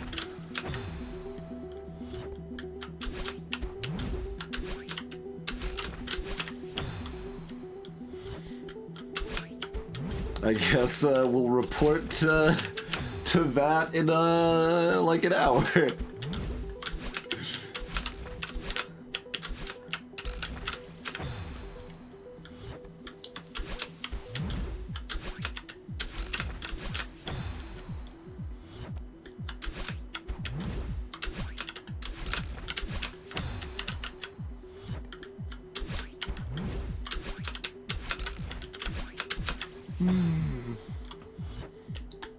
Probably not. Well, I mean, maybe?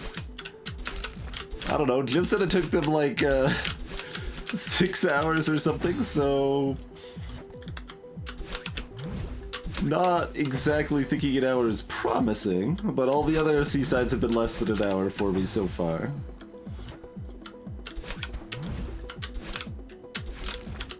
But we should have at least some idea if we think this is harder than the B-sides or not in an hour. But mostly I said an hour because that's, you know, approximate stream end time.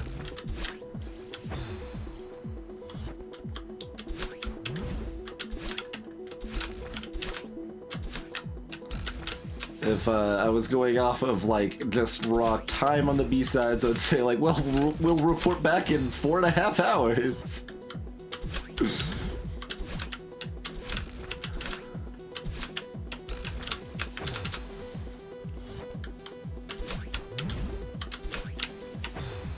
It's annoying that we can overshoot that to the right. That's not what I want to be able to so easily overshoot.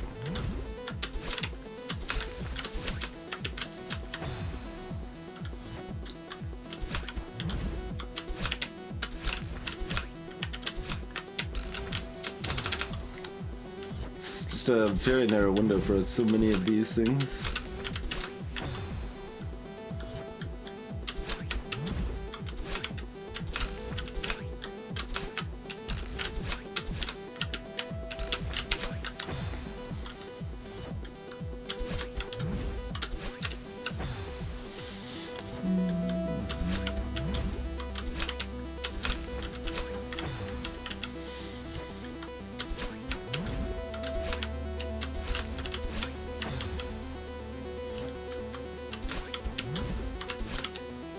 Because it's not just that you have to make all of these jumps correctly in a row, it's that you also have to do it pretty precisely. Like, there's not much room between these spike areas in general.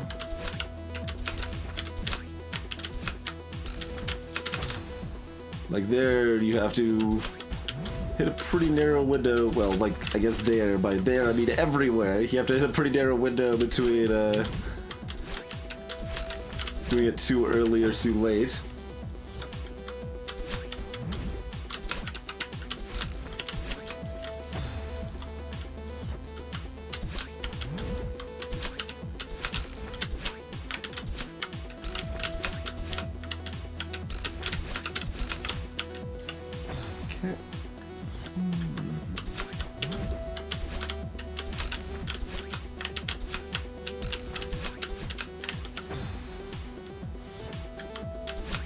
And then there's other ways you can screw up even if you hit the window there. We had fallen too much that time.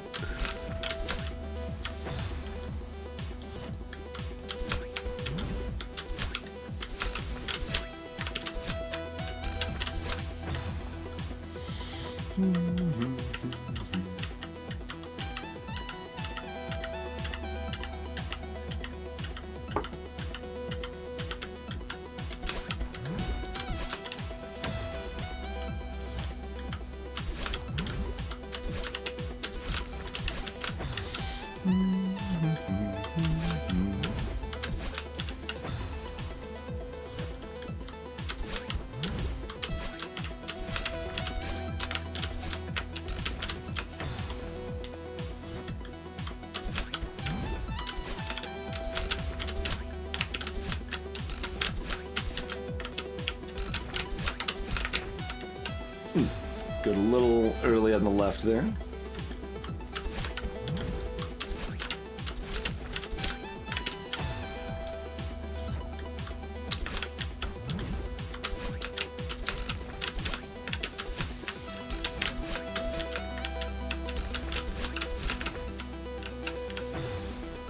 Technically progress. New flag pole. Flag plant. Oh, that was actually early. Rude.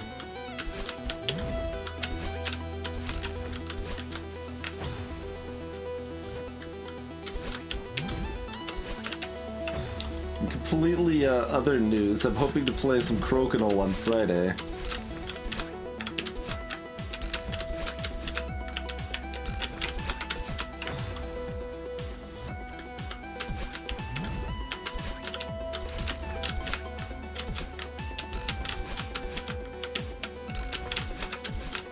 I actually had a a dream about, basically I'm going over to a board game night on Friday, but I had a dream basically that I was at that night, and like I could not get Crocodile played, but the like Crocodile was everywhere and I couldn't get it played at all. It was weird.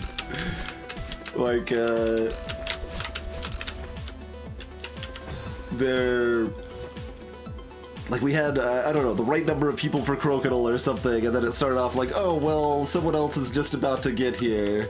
Like, so we'd have a fifth and we didn't want to leave them hanging or whatever. Okay, fair enough. But like, it's a dream, of course, so it gets like more and more ridiculous from there. Like, more and more people started showing up, and we just like hit this point where there's like 13 people standing around. Nobody's playing anything. There's like someone brought like an extra Crocodile board. There's like this mini Crocodile board that like wouldn't even make sense at all to actually play on, but there's like this ultra miniature Crocodile board that appears too, and somebody's doing like trick shots off of that, like flinging pieces off of the board. They hit the wall and bounce back onto it, but still I can't actually get in a game to play Crocodile at all.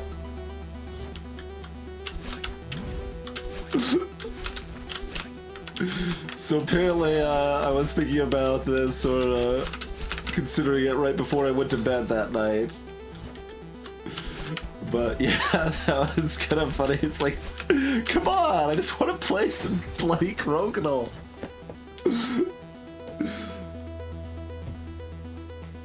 Nice joke.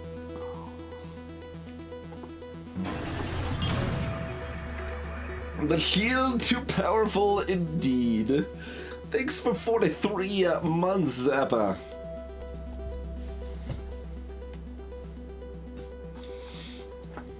I still don't really know how I feel about Root. Like, I played it once and it was like, yeah, this is pretty neat. It definitely felt like it needed mini plays to kind of really get a good feel of, and I don't know that I want to put in those mini plays to then basically figure out if I think it's very good or just like decent, but I still enjoyed the play of it I had, basically. That's reasonable. Definitely feels pretty Root-like.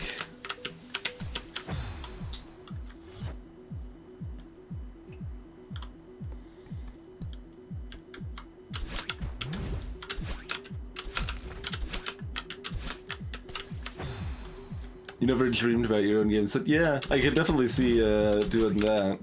Although I haven't. But like, what I've decided is a lot less like, I don't know, dreamable. Seems like this board game design and like mobile design is going to be less prone to working on a dream level, but not necessarily.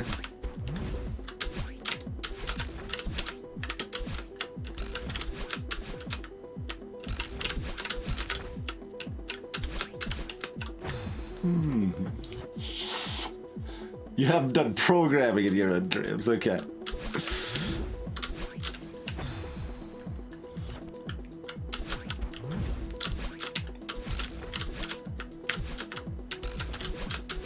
I don't like remember any time I've programmed my dreams, but I don't program a whole lot.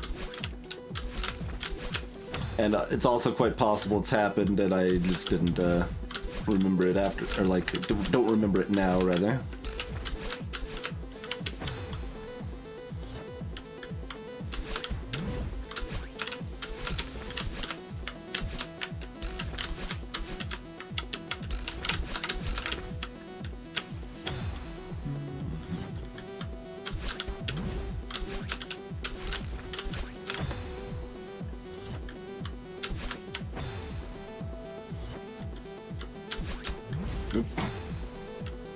Yeah, I don't remember dreams terribly often, probably even slightly less than that. Like,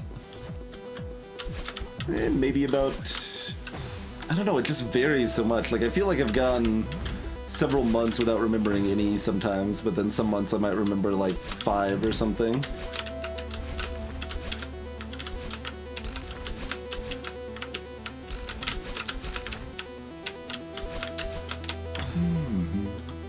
Hey DJ Tom, I played the first 5th of Farewell.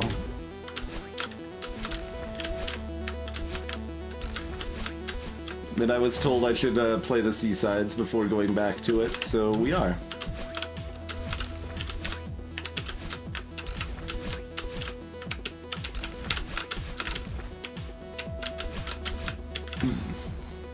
Do we want to go up and to the right there, or... I mean, the up plan will work. Up and right might be easier, though. I'm not sure.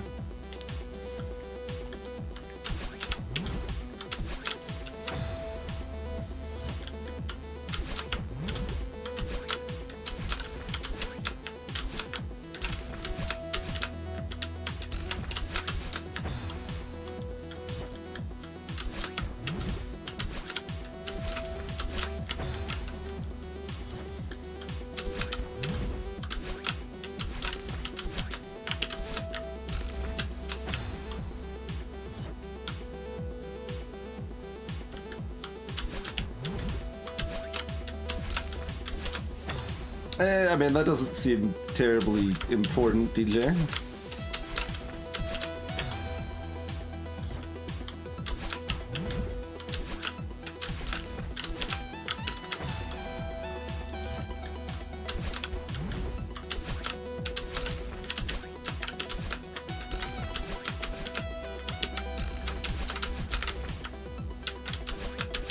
Like, if I want my, total time, I can get my total time still.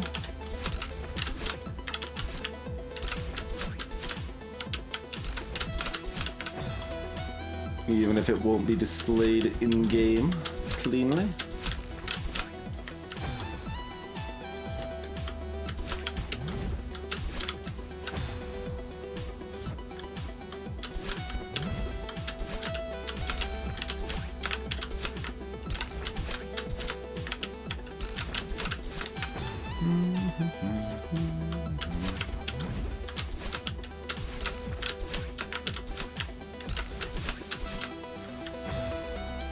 A story reason to do so.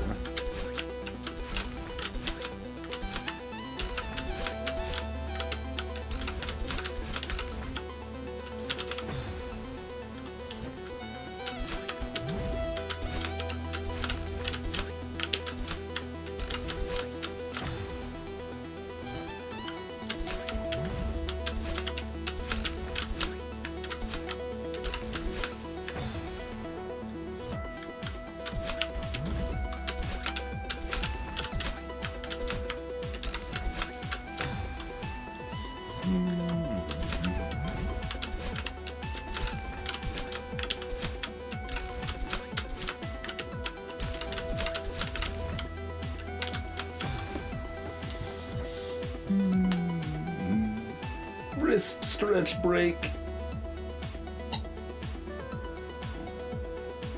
Did I see the music change in my gameplay? I don't know, maybe.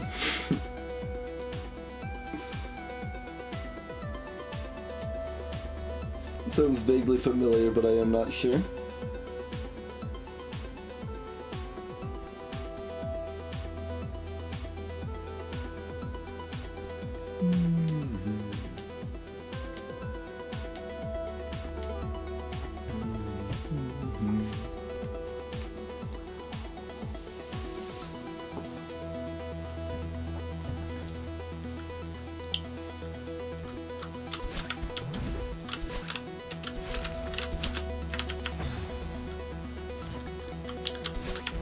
Certainly seems like it might be the hardest single screen. It's a lot.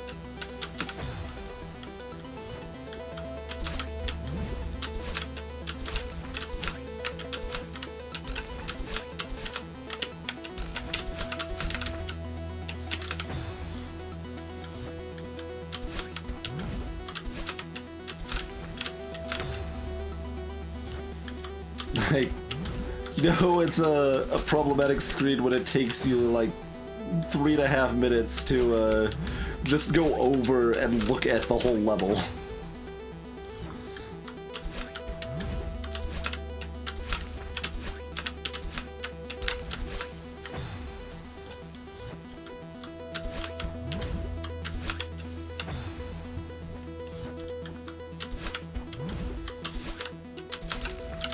Yeah, I don't think there's any spot in this that you can relax.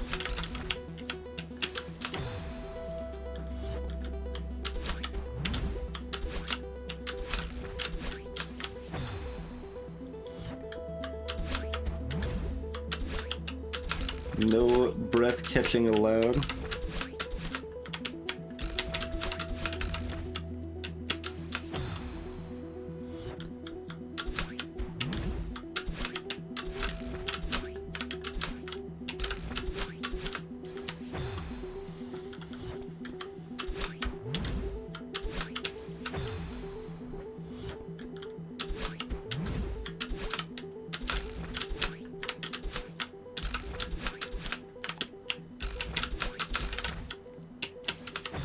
I don't like that that zig.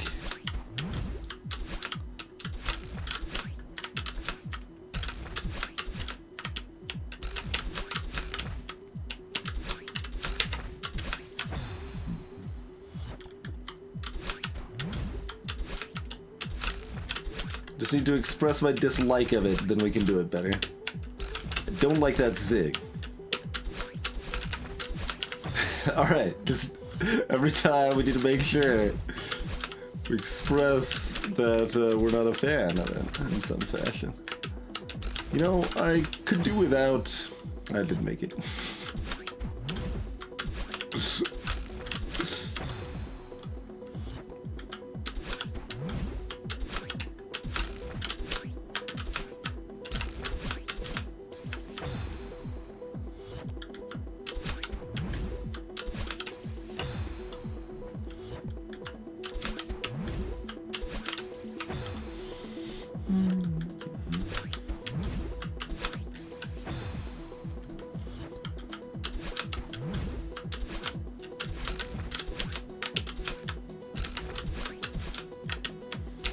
As I was saying, I could do without the zig.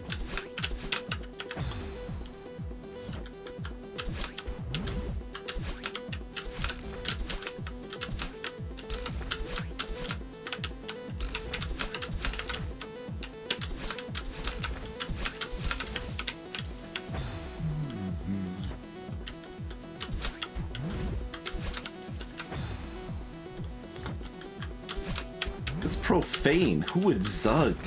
Who would ever zug?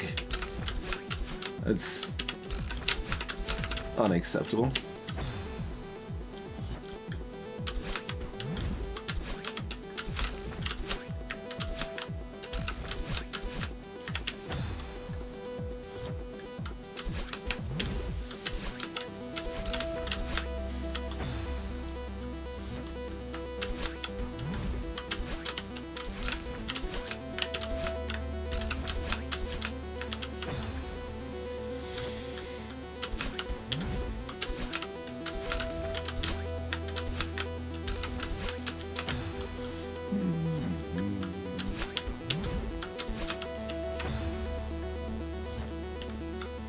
Bordering on actual word crabs.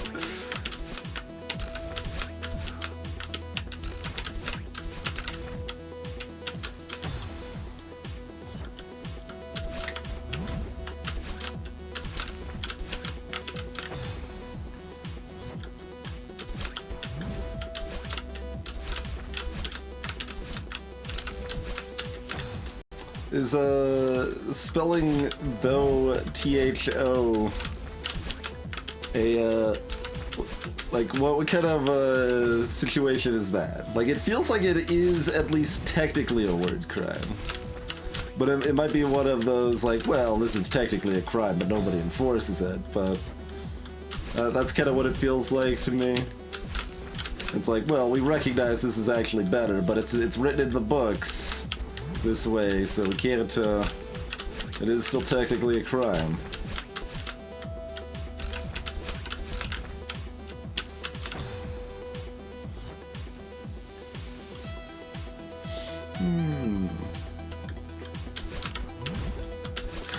Word cop's in a bad mood, I might get a word fine. Okay. I mean, the fact that I'm, like, actively, like,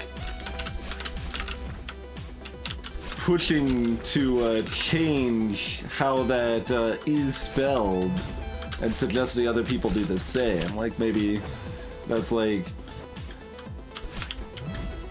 fermenting word revolution.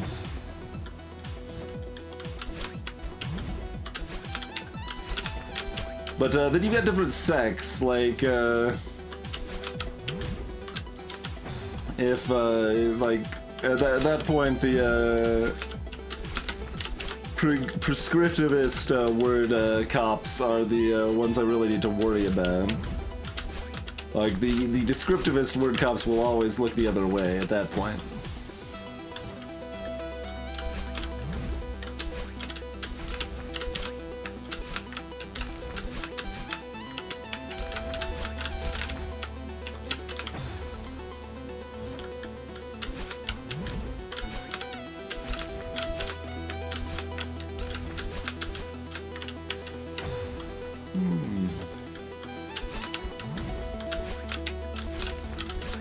Like, society in general, words are pretty arbitrary.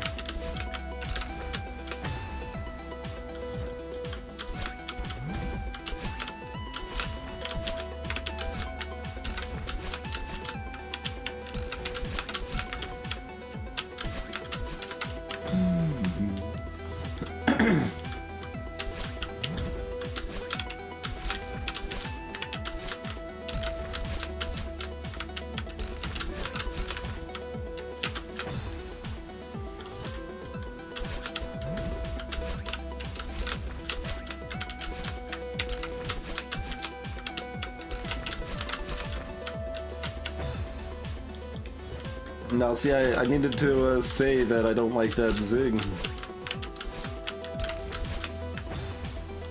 I feel like that zig should just go and take off.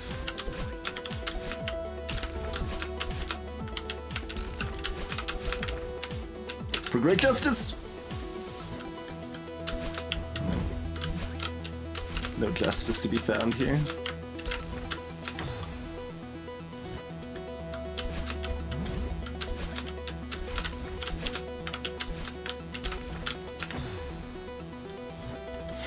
Every zig? Excuse me? We don't have that kind of mobilization technology. Be lucky to move half of the zigs.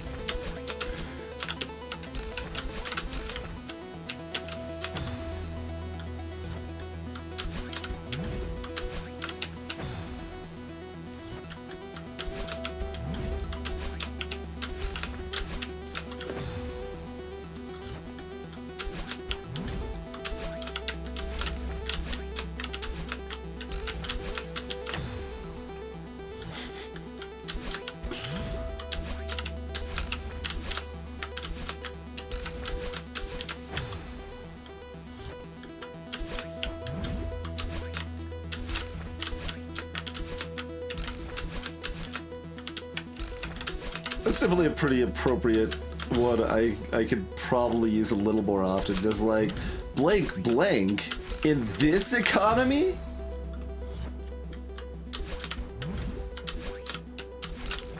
Look, I mean, I don't care what someone's gonna do in their personal life, virals, but that's a little much for public-facing Twitch chat.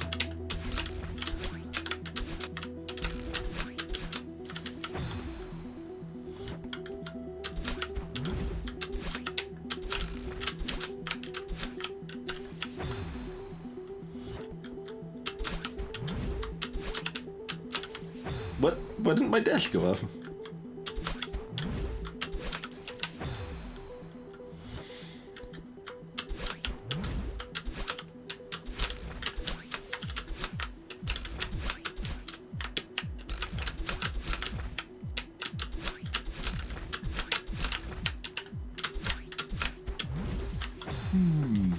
think that book's about the Vietnam War.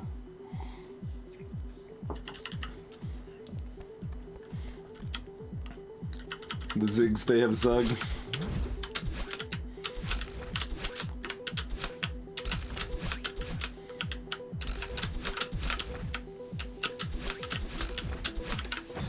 Decent amount of progress there.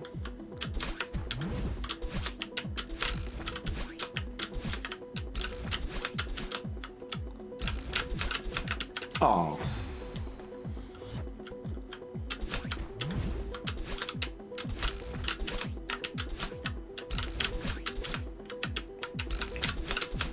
What?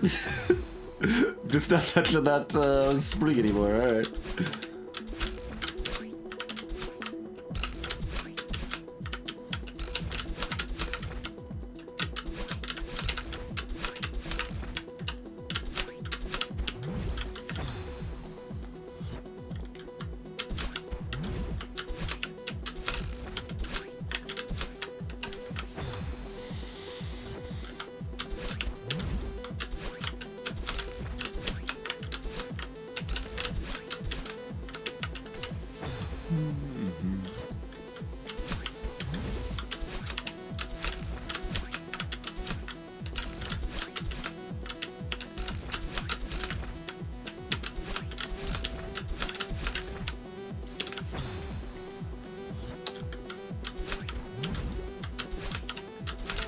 Four score and 7 early lights ago.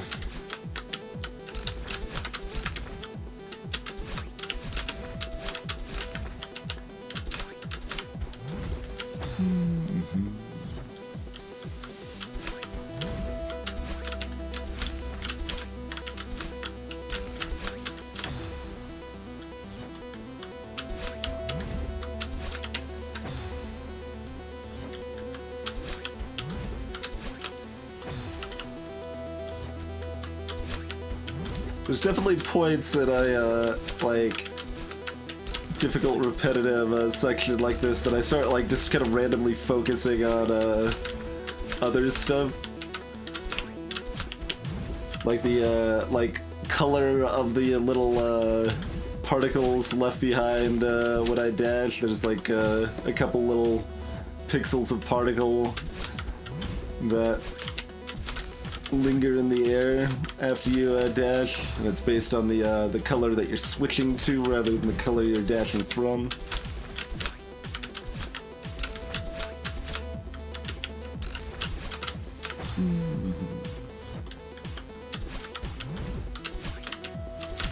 Well, I hope everyone would proudly zag at my last stream.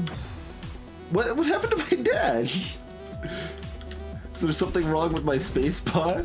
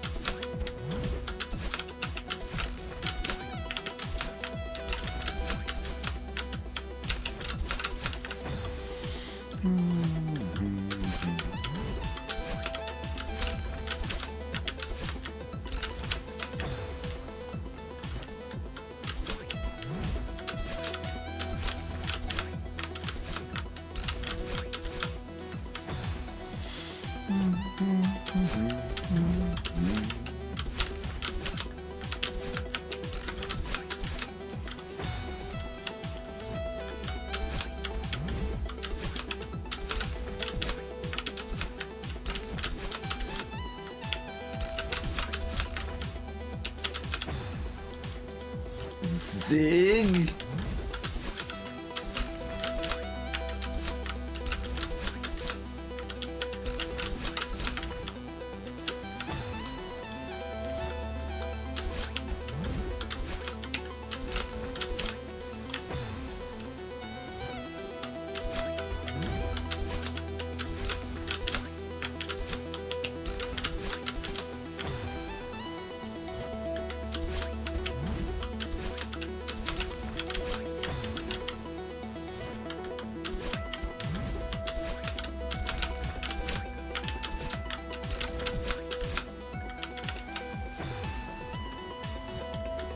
very many people are familiar with the ending of Zero Wing, I feel.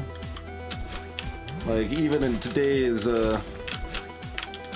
modern meme climate, I feel there's still a large number of people, you know, familiar with taking off every zig for great justice, but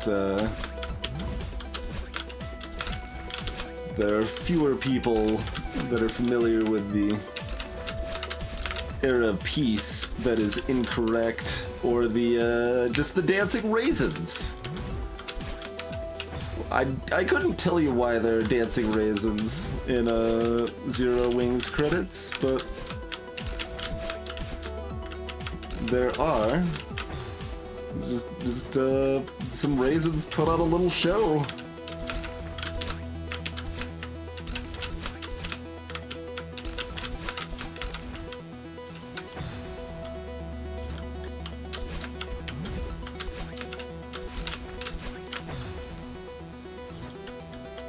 I'm sure you are shocked, Problems.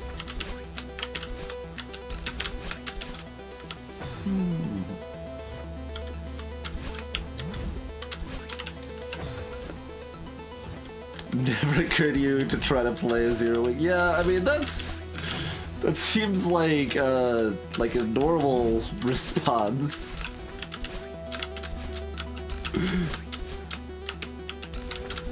No, there's like multiple different endings depending on how many times you beat the game. I'm pretty sure I only did that with like save states, but I did actually play through Zero Wing multiple times. It is, gameplay-wise, it is a cromulent shmup. Like, nothing noteworthy, but it's okay.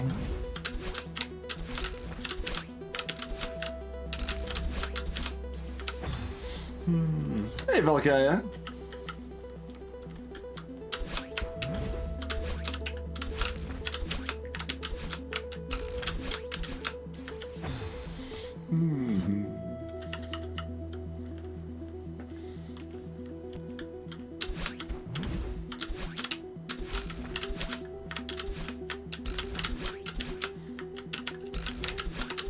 I feel if Cromulent is going to receive proper casual word use, then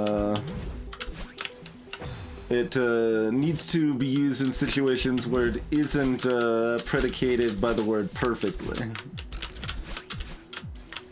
Like, you don't always need to say it's perfectly cromulent.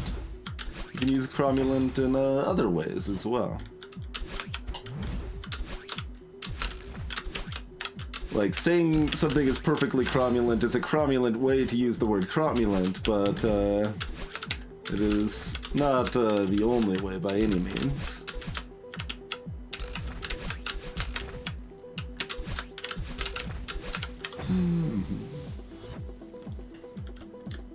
Run-of-the-mill cromulence.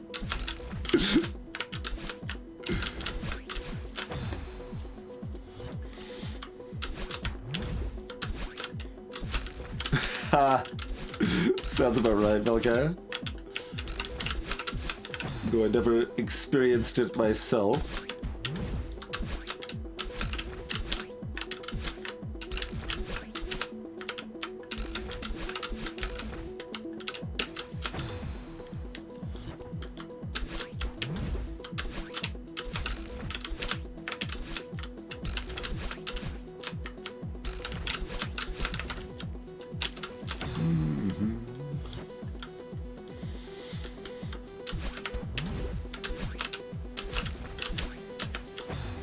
Look, this white paper isn't ready to cover the cromulent situation.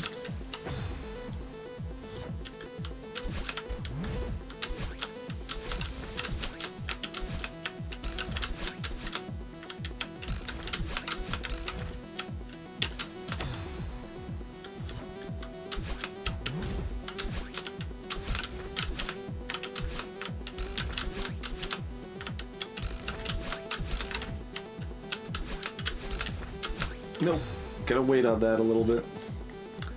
Hey, in BH2.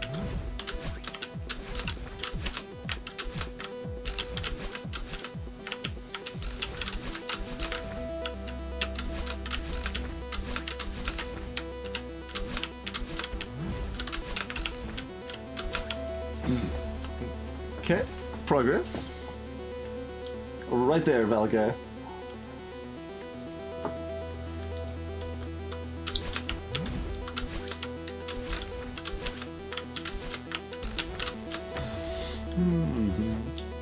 Hey, baby pause.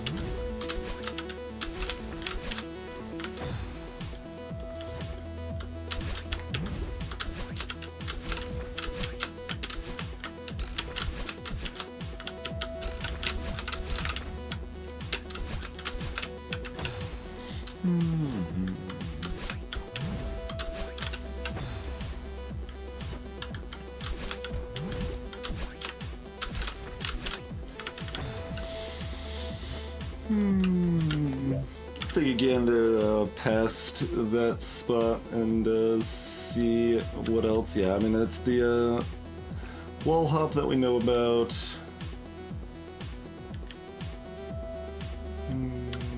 Get over it. Right, then we've got this hot garbage.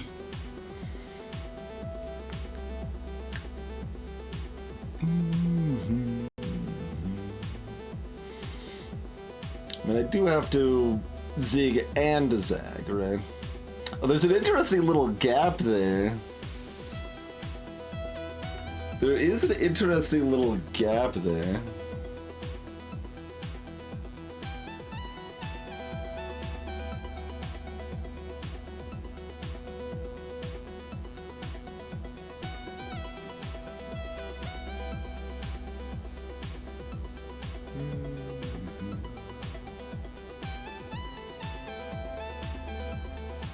They give you the option to go underneath.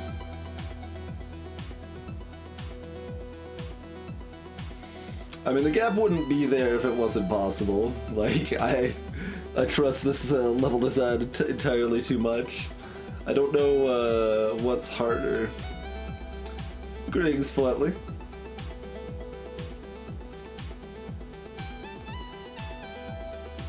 But yeah, I'm confident it's possible to make it. I just don't know how hard it is. The gap is a nerf.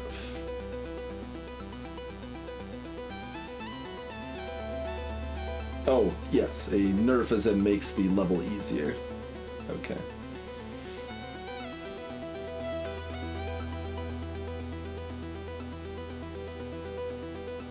I was thinking like player nerf. I'm like, wait, how would that make it harder? What?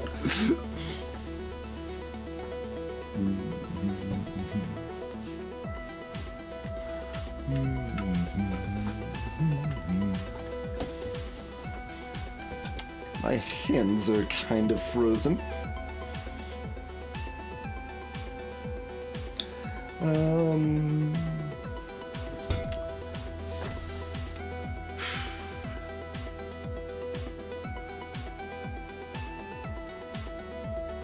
Yeah, I mean, that seems doable and probably easier than the zigzag up and around. I'm not sure.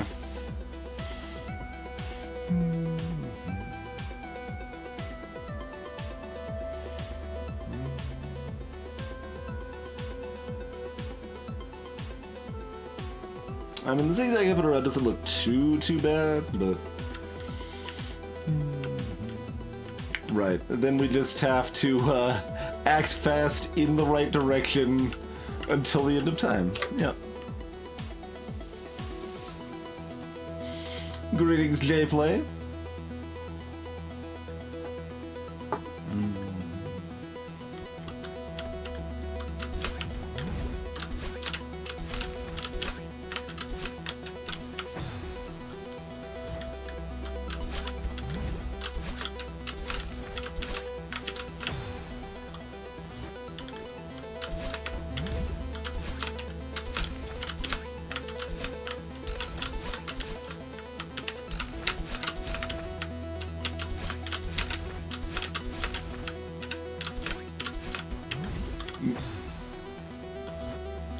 Gap's also tricky.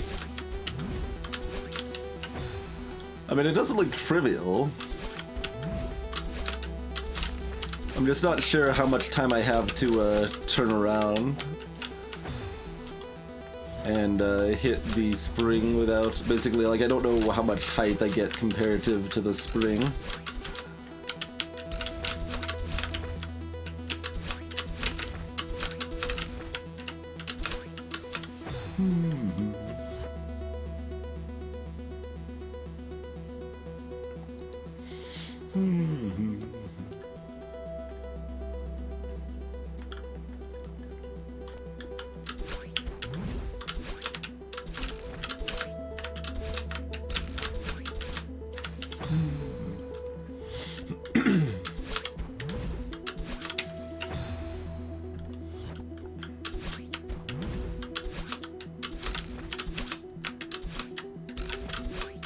The last screen of Dashless is very hard.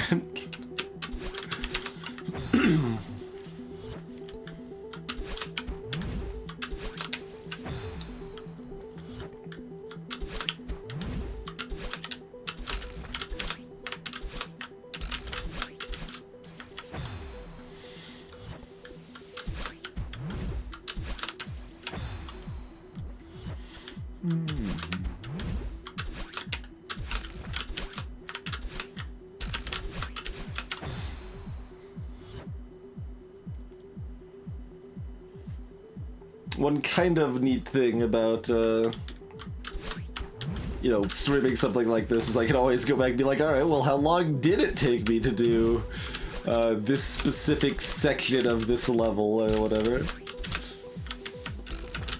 Everything's got the footage baked in there.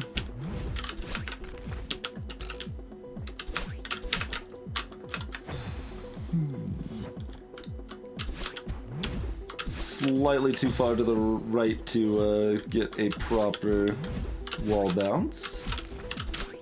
Pretty happy about my recovery of the first part, though. What, that wasn't a strat, so much as a fixing my mistake, but I will take it.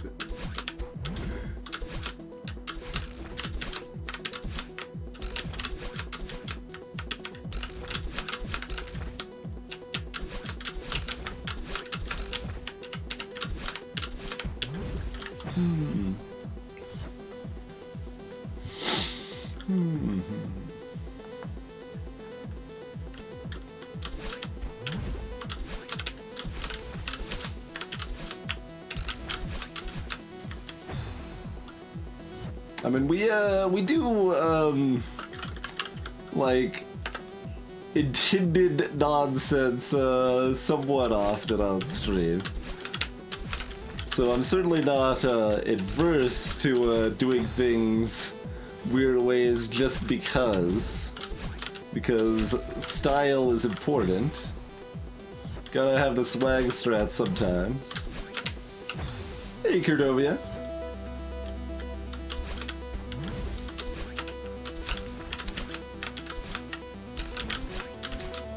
Ooh, jellyfish. I mean, jellyfish better than bumpers, though.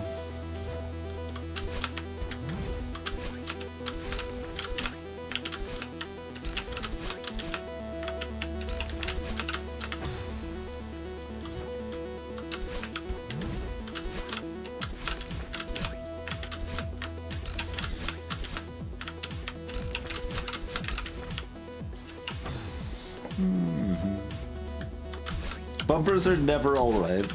I thought bumpers were gonna be alright. Like when I first started doing the last section of the Mirror Temple, I'm like, okay, yeah, no, this is actually pretty reasonable. We can, of Mirror Temple C, I mean. We can, do this pretty, consistently.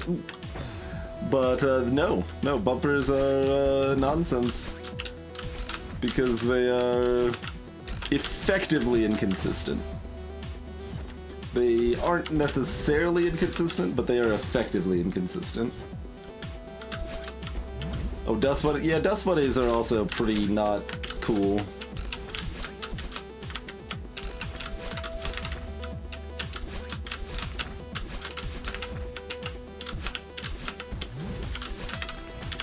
Aw.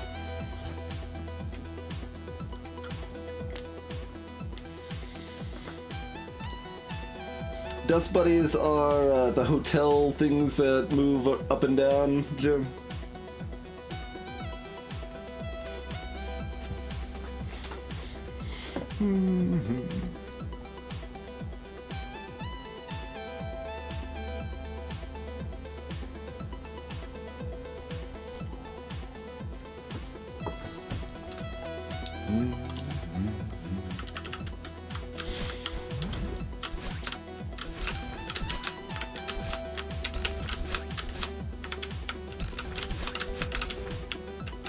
Cheers on the positive vibes, hype.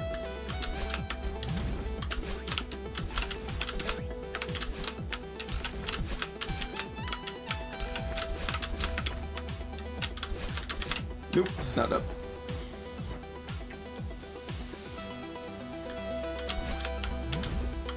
They could have done more with the dust bunnies. They could have been more of a nightmare. But yeah, no, I have not felt bumpers were consistent. I thought I was going to, but no, they are not.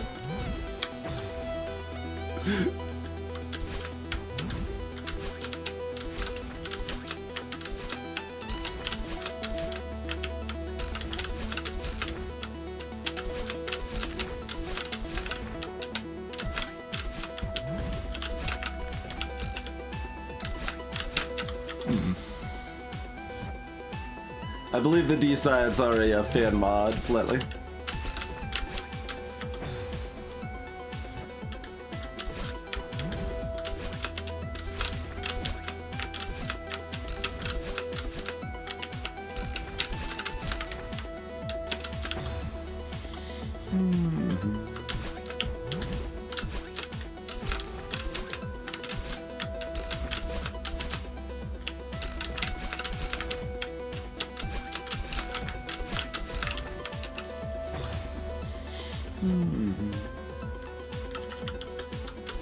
I gotta keep my skin exfoliated and fresh, Eltrius.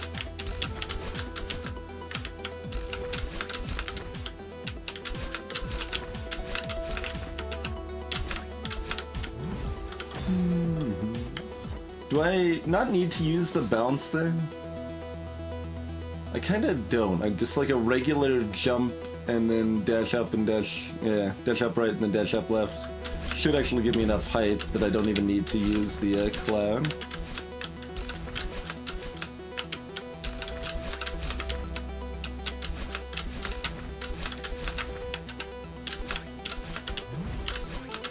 Or just straight up. I tried to compensate by the fact that I'd already got too far to the right.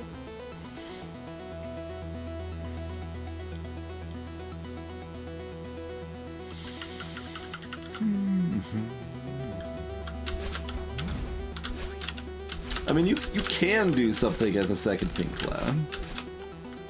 There's a perfectly valid way to approach it, but this seems easier and more consistent.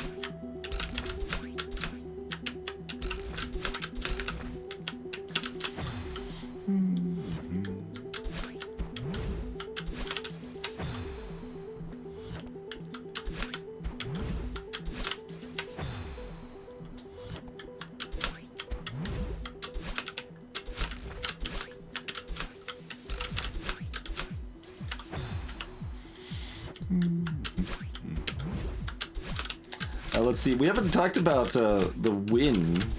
Where is the wind rate on the scale of annoying obstacles or mechanics?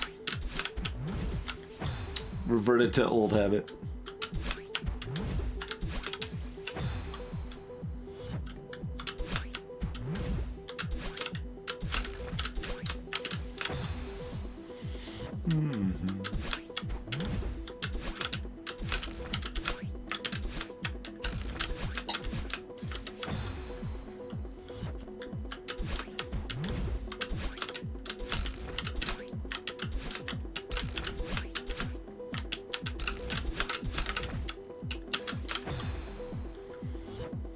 It's like a 4.5 out of 10. Oh, tailwind is fun. Tailwind is definitely different than headwind. Or shifting wind. Or downwind. All of those are the worst kinds of winds.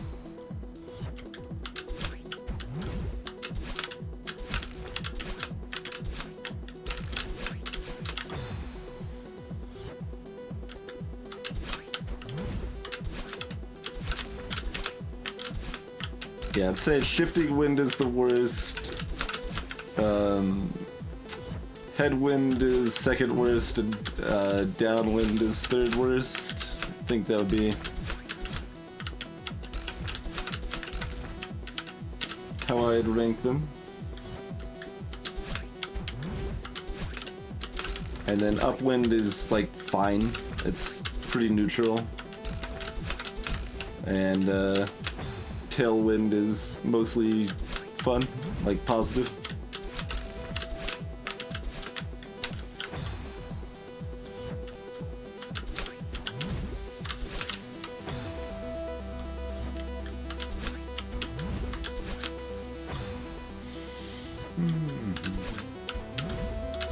I don't like hate headwind, to be clear, or anything. Just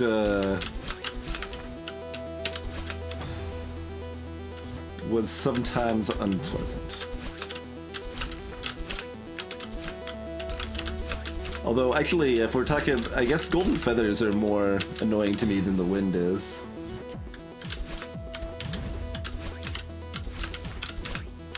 The rewind? You mean like when Battlin's like chasing you?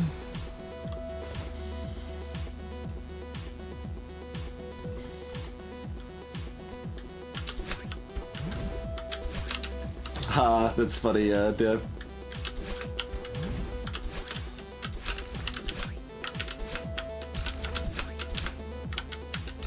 I could definitely see that.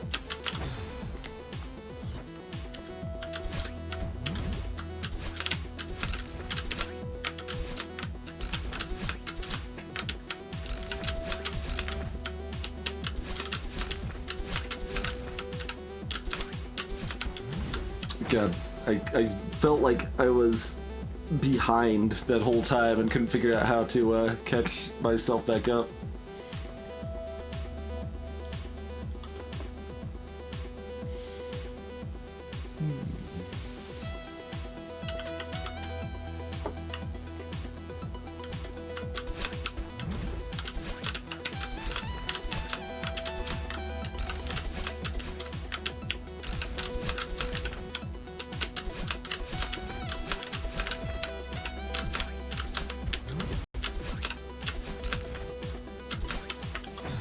That's supposed to be right, not upright.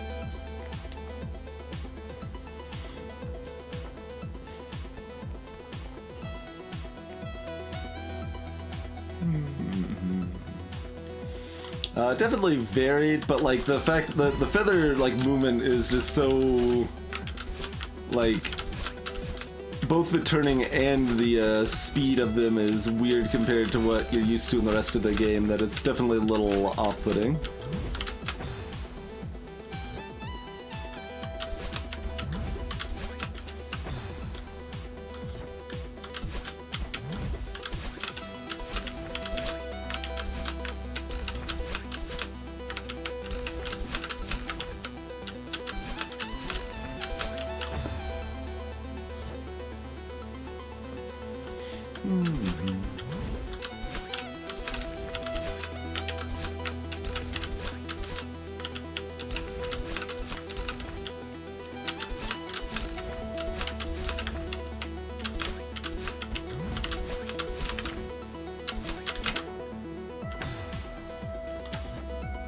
I'm actually surprised that wasn't good enough on the wall bounce.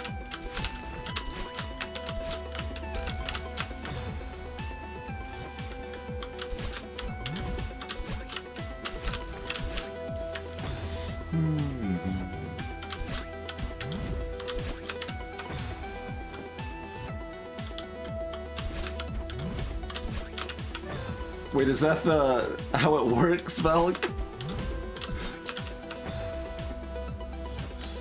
I don't think I'd actually formally figured that out. That's good to know.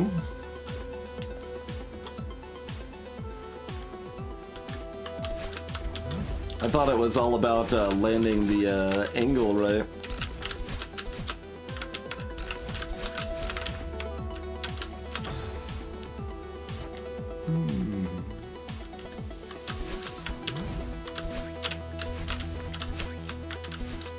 I was never consciously ever holding longer for any of my wall bounces, I guess I would say. Like, I obviously just kind of got into the habit of doing so at some point.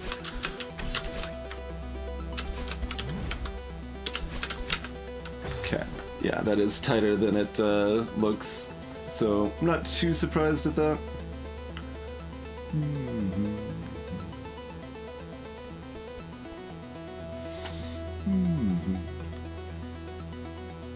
Both paths at the same time. Not really. I just happened to jump up that high on the cloud when I was positioning to get ready for the other one. But it was a little amusing looking, I'm sure.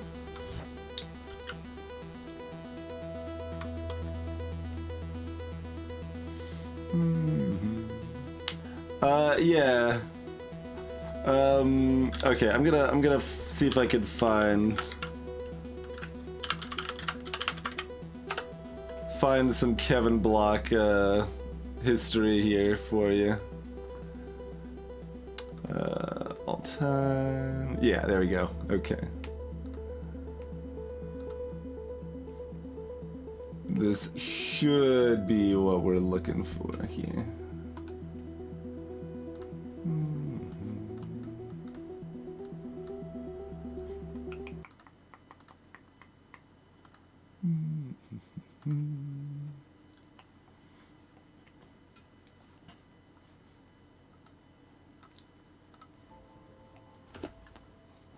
So yeah. This is my job. Take 3.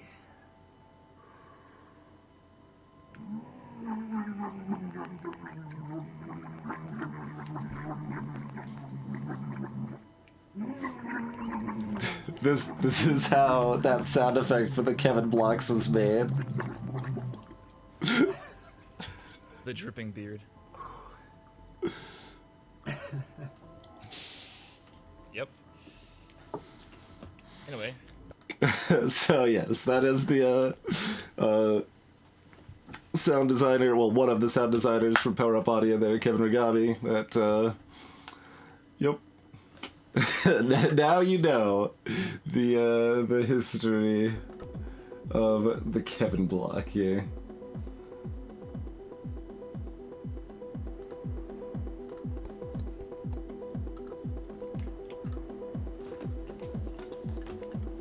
Hey, actual frog. You arrived to sound design.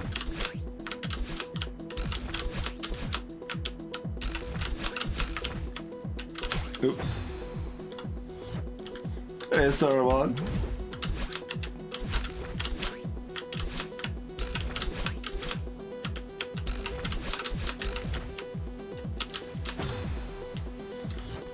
Exactly, Jim.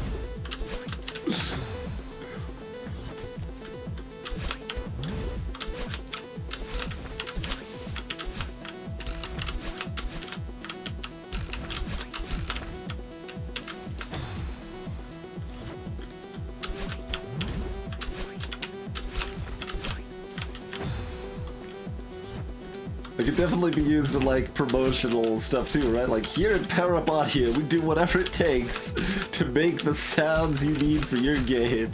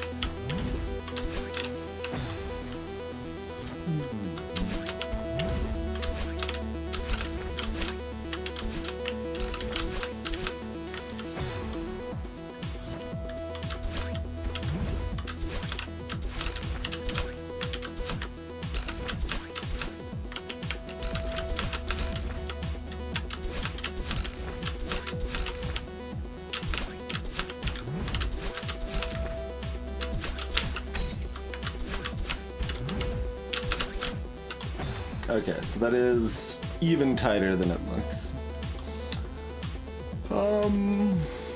Do we keep trying to perfect that, or do we try to zigzag? Hey, Elegant Tide, first person Celeste. Oh god. Welcome back, Cat.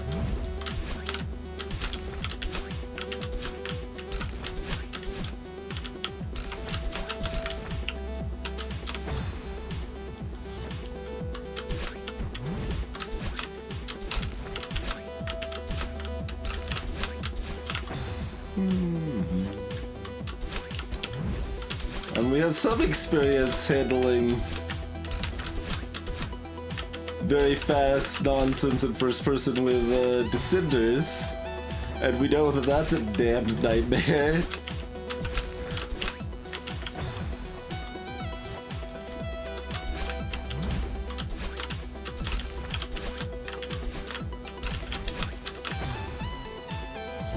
Yeah, they have star shots, Cat, that is fire damage, and then the charge shot I think is lightning damage, and there's a good amount of spread to the shots. The charge shot like actually kind of splays out bullets kind of across the screen rather than just like a centralized charge shot. And their main mechanic or gimmick is that they ramp up and do a lot more DPS if they spend time not moving.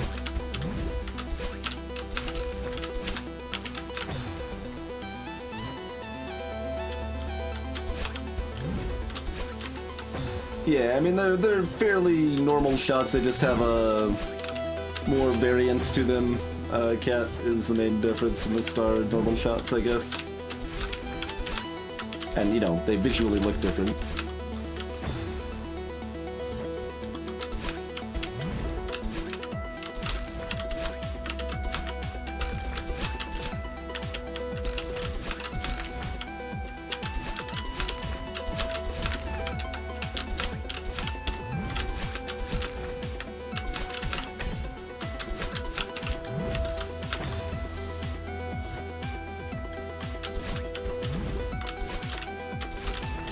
Should probably decide in advance which way I'm gonna try to handle that challenge, instead of like being like, oh wait, which way am I going when I get there again?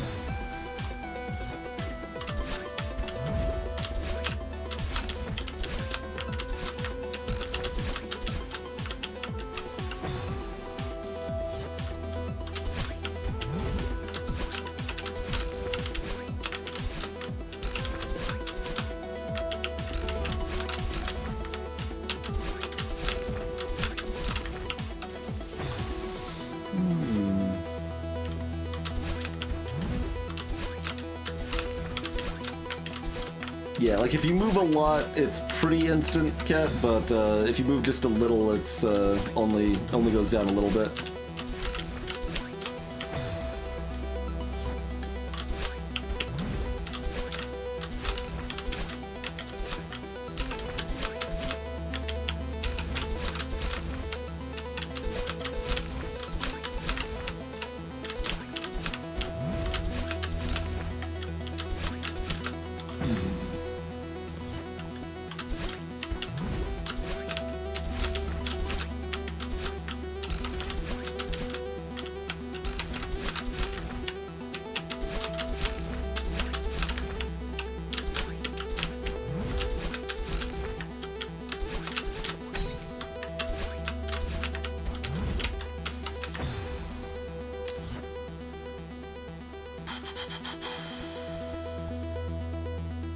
can't dash up left and then up right and still make it, right? We do need to zigzag and then go up right? I think so.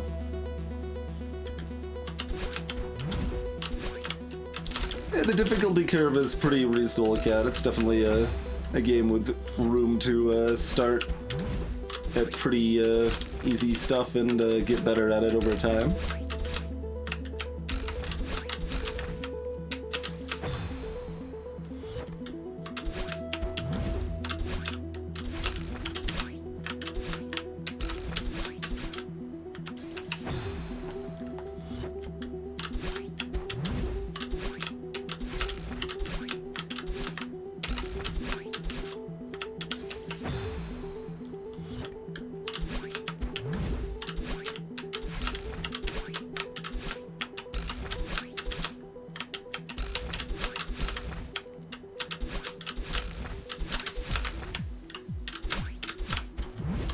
What? It's amazing how, like, I just instinctively do the actual bounce on the clouds now. Like, I was very much not expecting to, because I thought I jumped just a little short hop. Oh, yeah, we can still screw it up that way, though.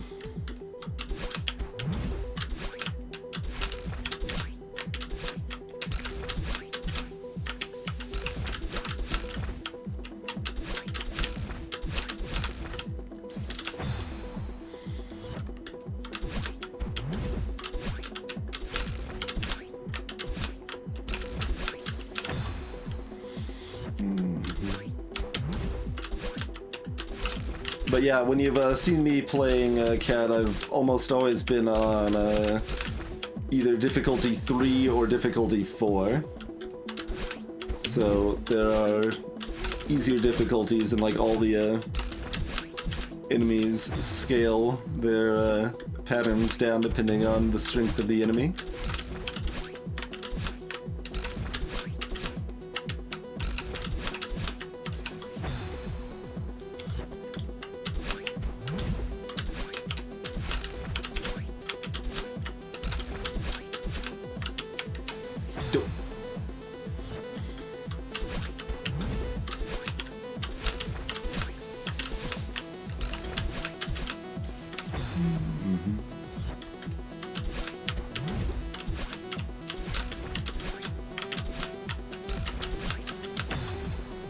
Joel's dad difficulty.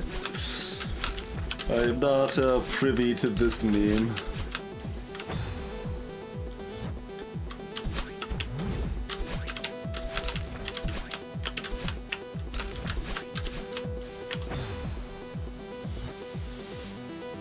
Oh, I didn't virals. Did not check the update log that time.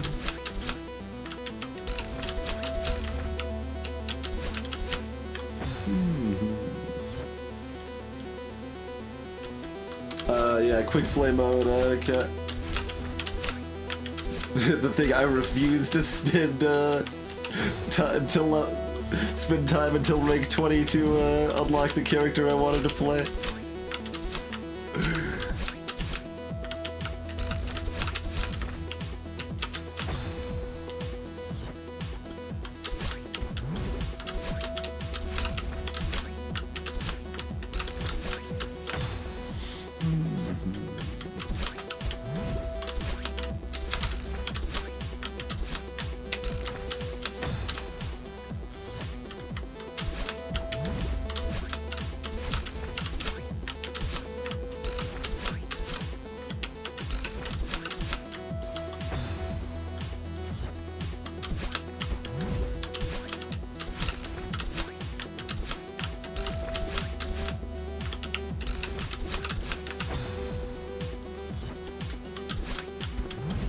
See, now I'm noticing the kind of cross-screen color gradient on the spikes.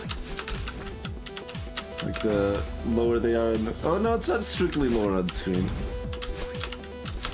Just most of the areas that I was looking at are...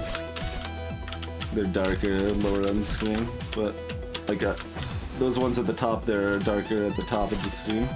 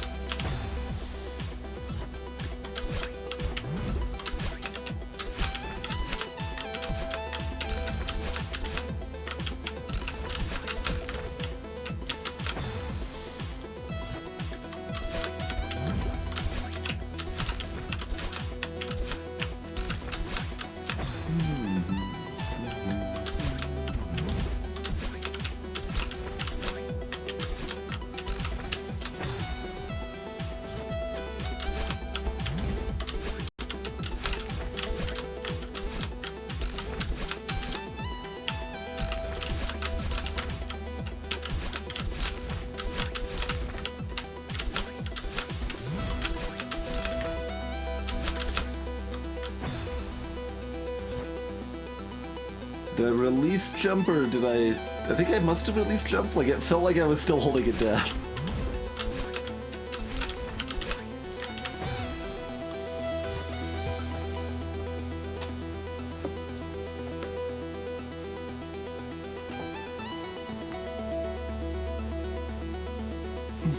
Oh, I got you, LA. Okay. Why did neither of those names sound like the name that I associate with EG and Hero Core, though? Do they have yet another name they go by? Yeah, okay. Yes, thank you. I was like, Daniel Lamar. There you go. That is the name I know.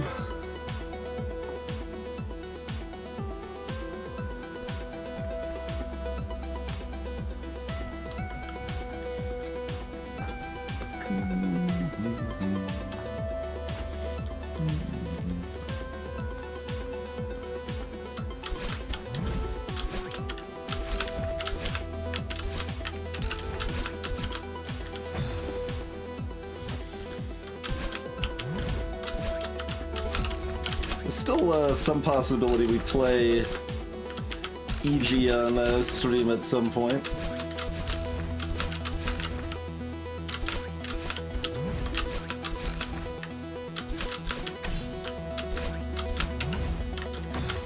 Okay, I kind of panicked there with my second dash and didn't have a way to fix it.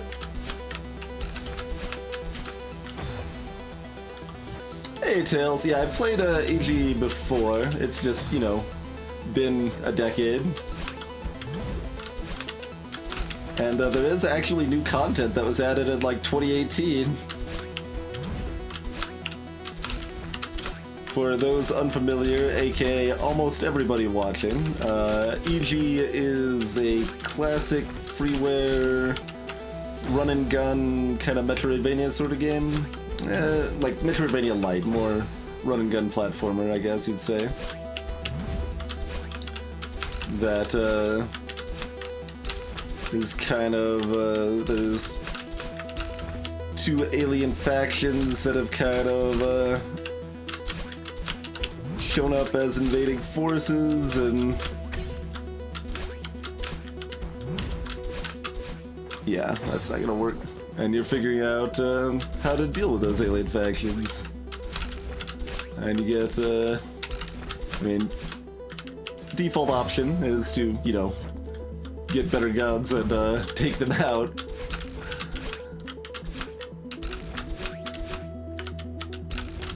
You can also level up various skills.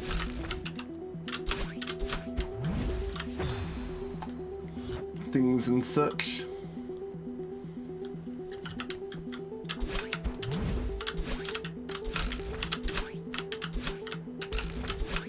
More than like the pacifist route in itself, I appreciated some of the subtle details in it. God, it's so hard to not default back to that.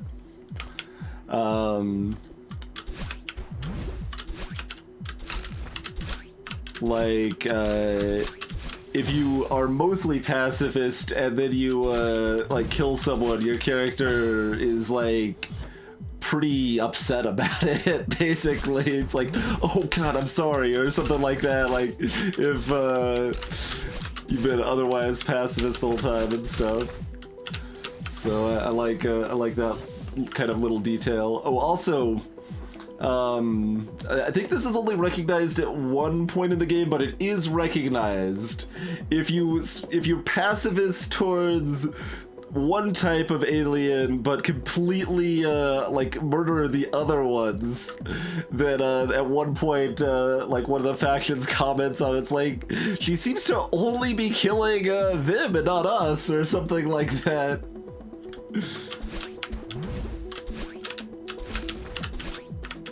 I kind of wish there was more to it than that when I tried that. But there was at least one thing in the game that recognized the fact that I had tried to do that, so that was neat.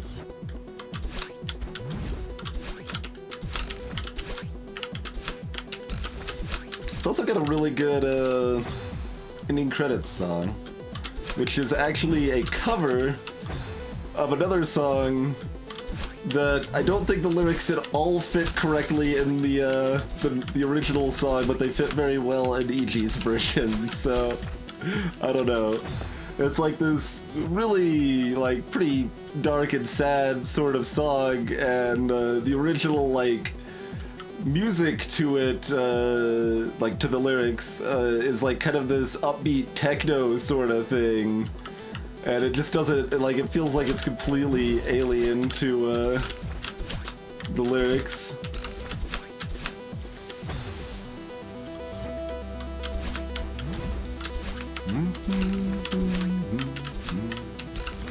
At the end of days.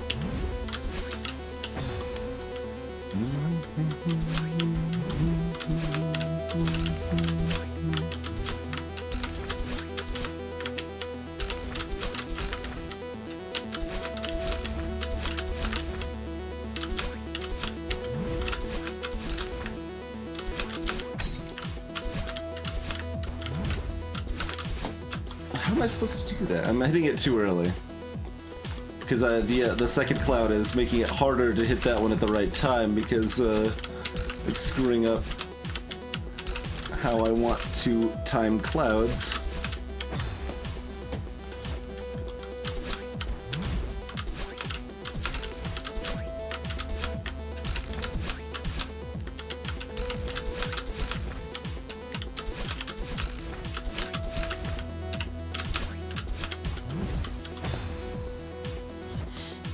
Catch you later, Vivi.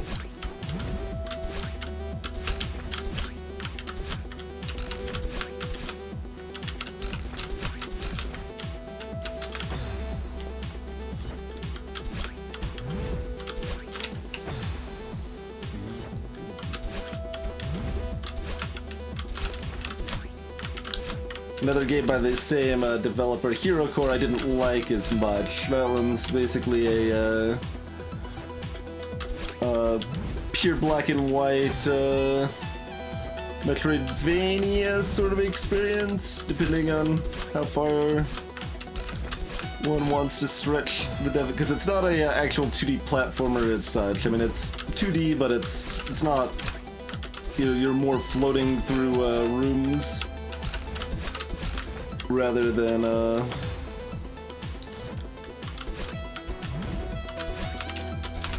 you know, standing on platforms.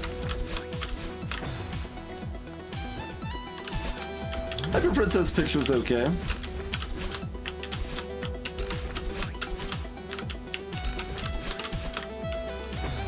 A little bit more of a, yeah, I mean, it's kind of like Smash TV or whatever, but kind of score focused. Which there's nothing wrong, nothing wrong with, but it's usually not to my tastes to have a kind of a score-focused gameplay experience. Usually, I tried to do it early. I still did it late.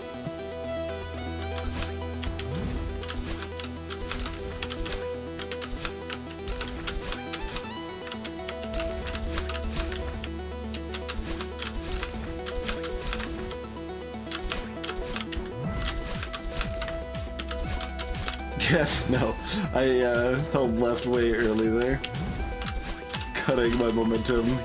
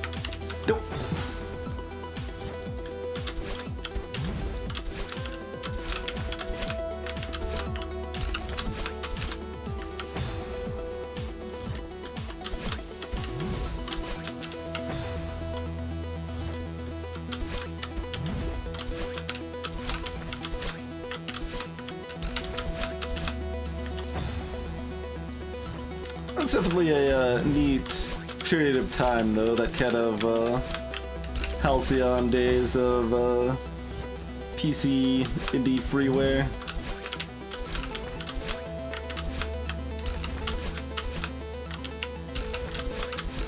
Kind of the late 2000s.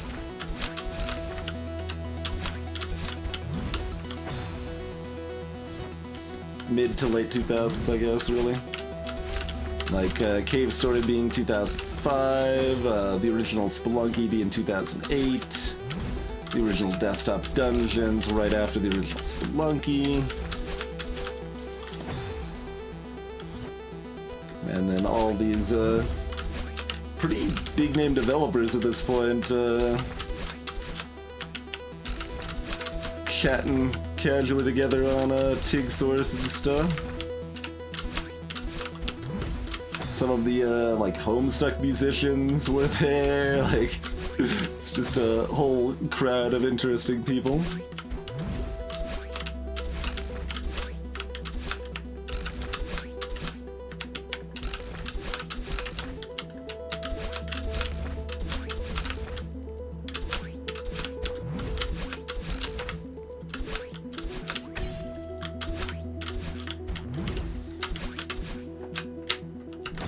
Okay, that works if we go up. If we get over enough, we go up. Okay, so we don't actually need to zigzag as far as I thought we did. You uninstalled the game at this screen. I mean, that's fair. I think that is a perfectly rational response, to be honest. It's quite reasonable.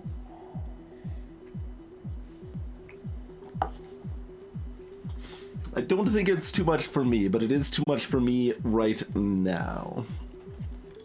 I'm afraid. It is time to call it a night.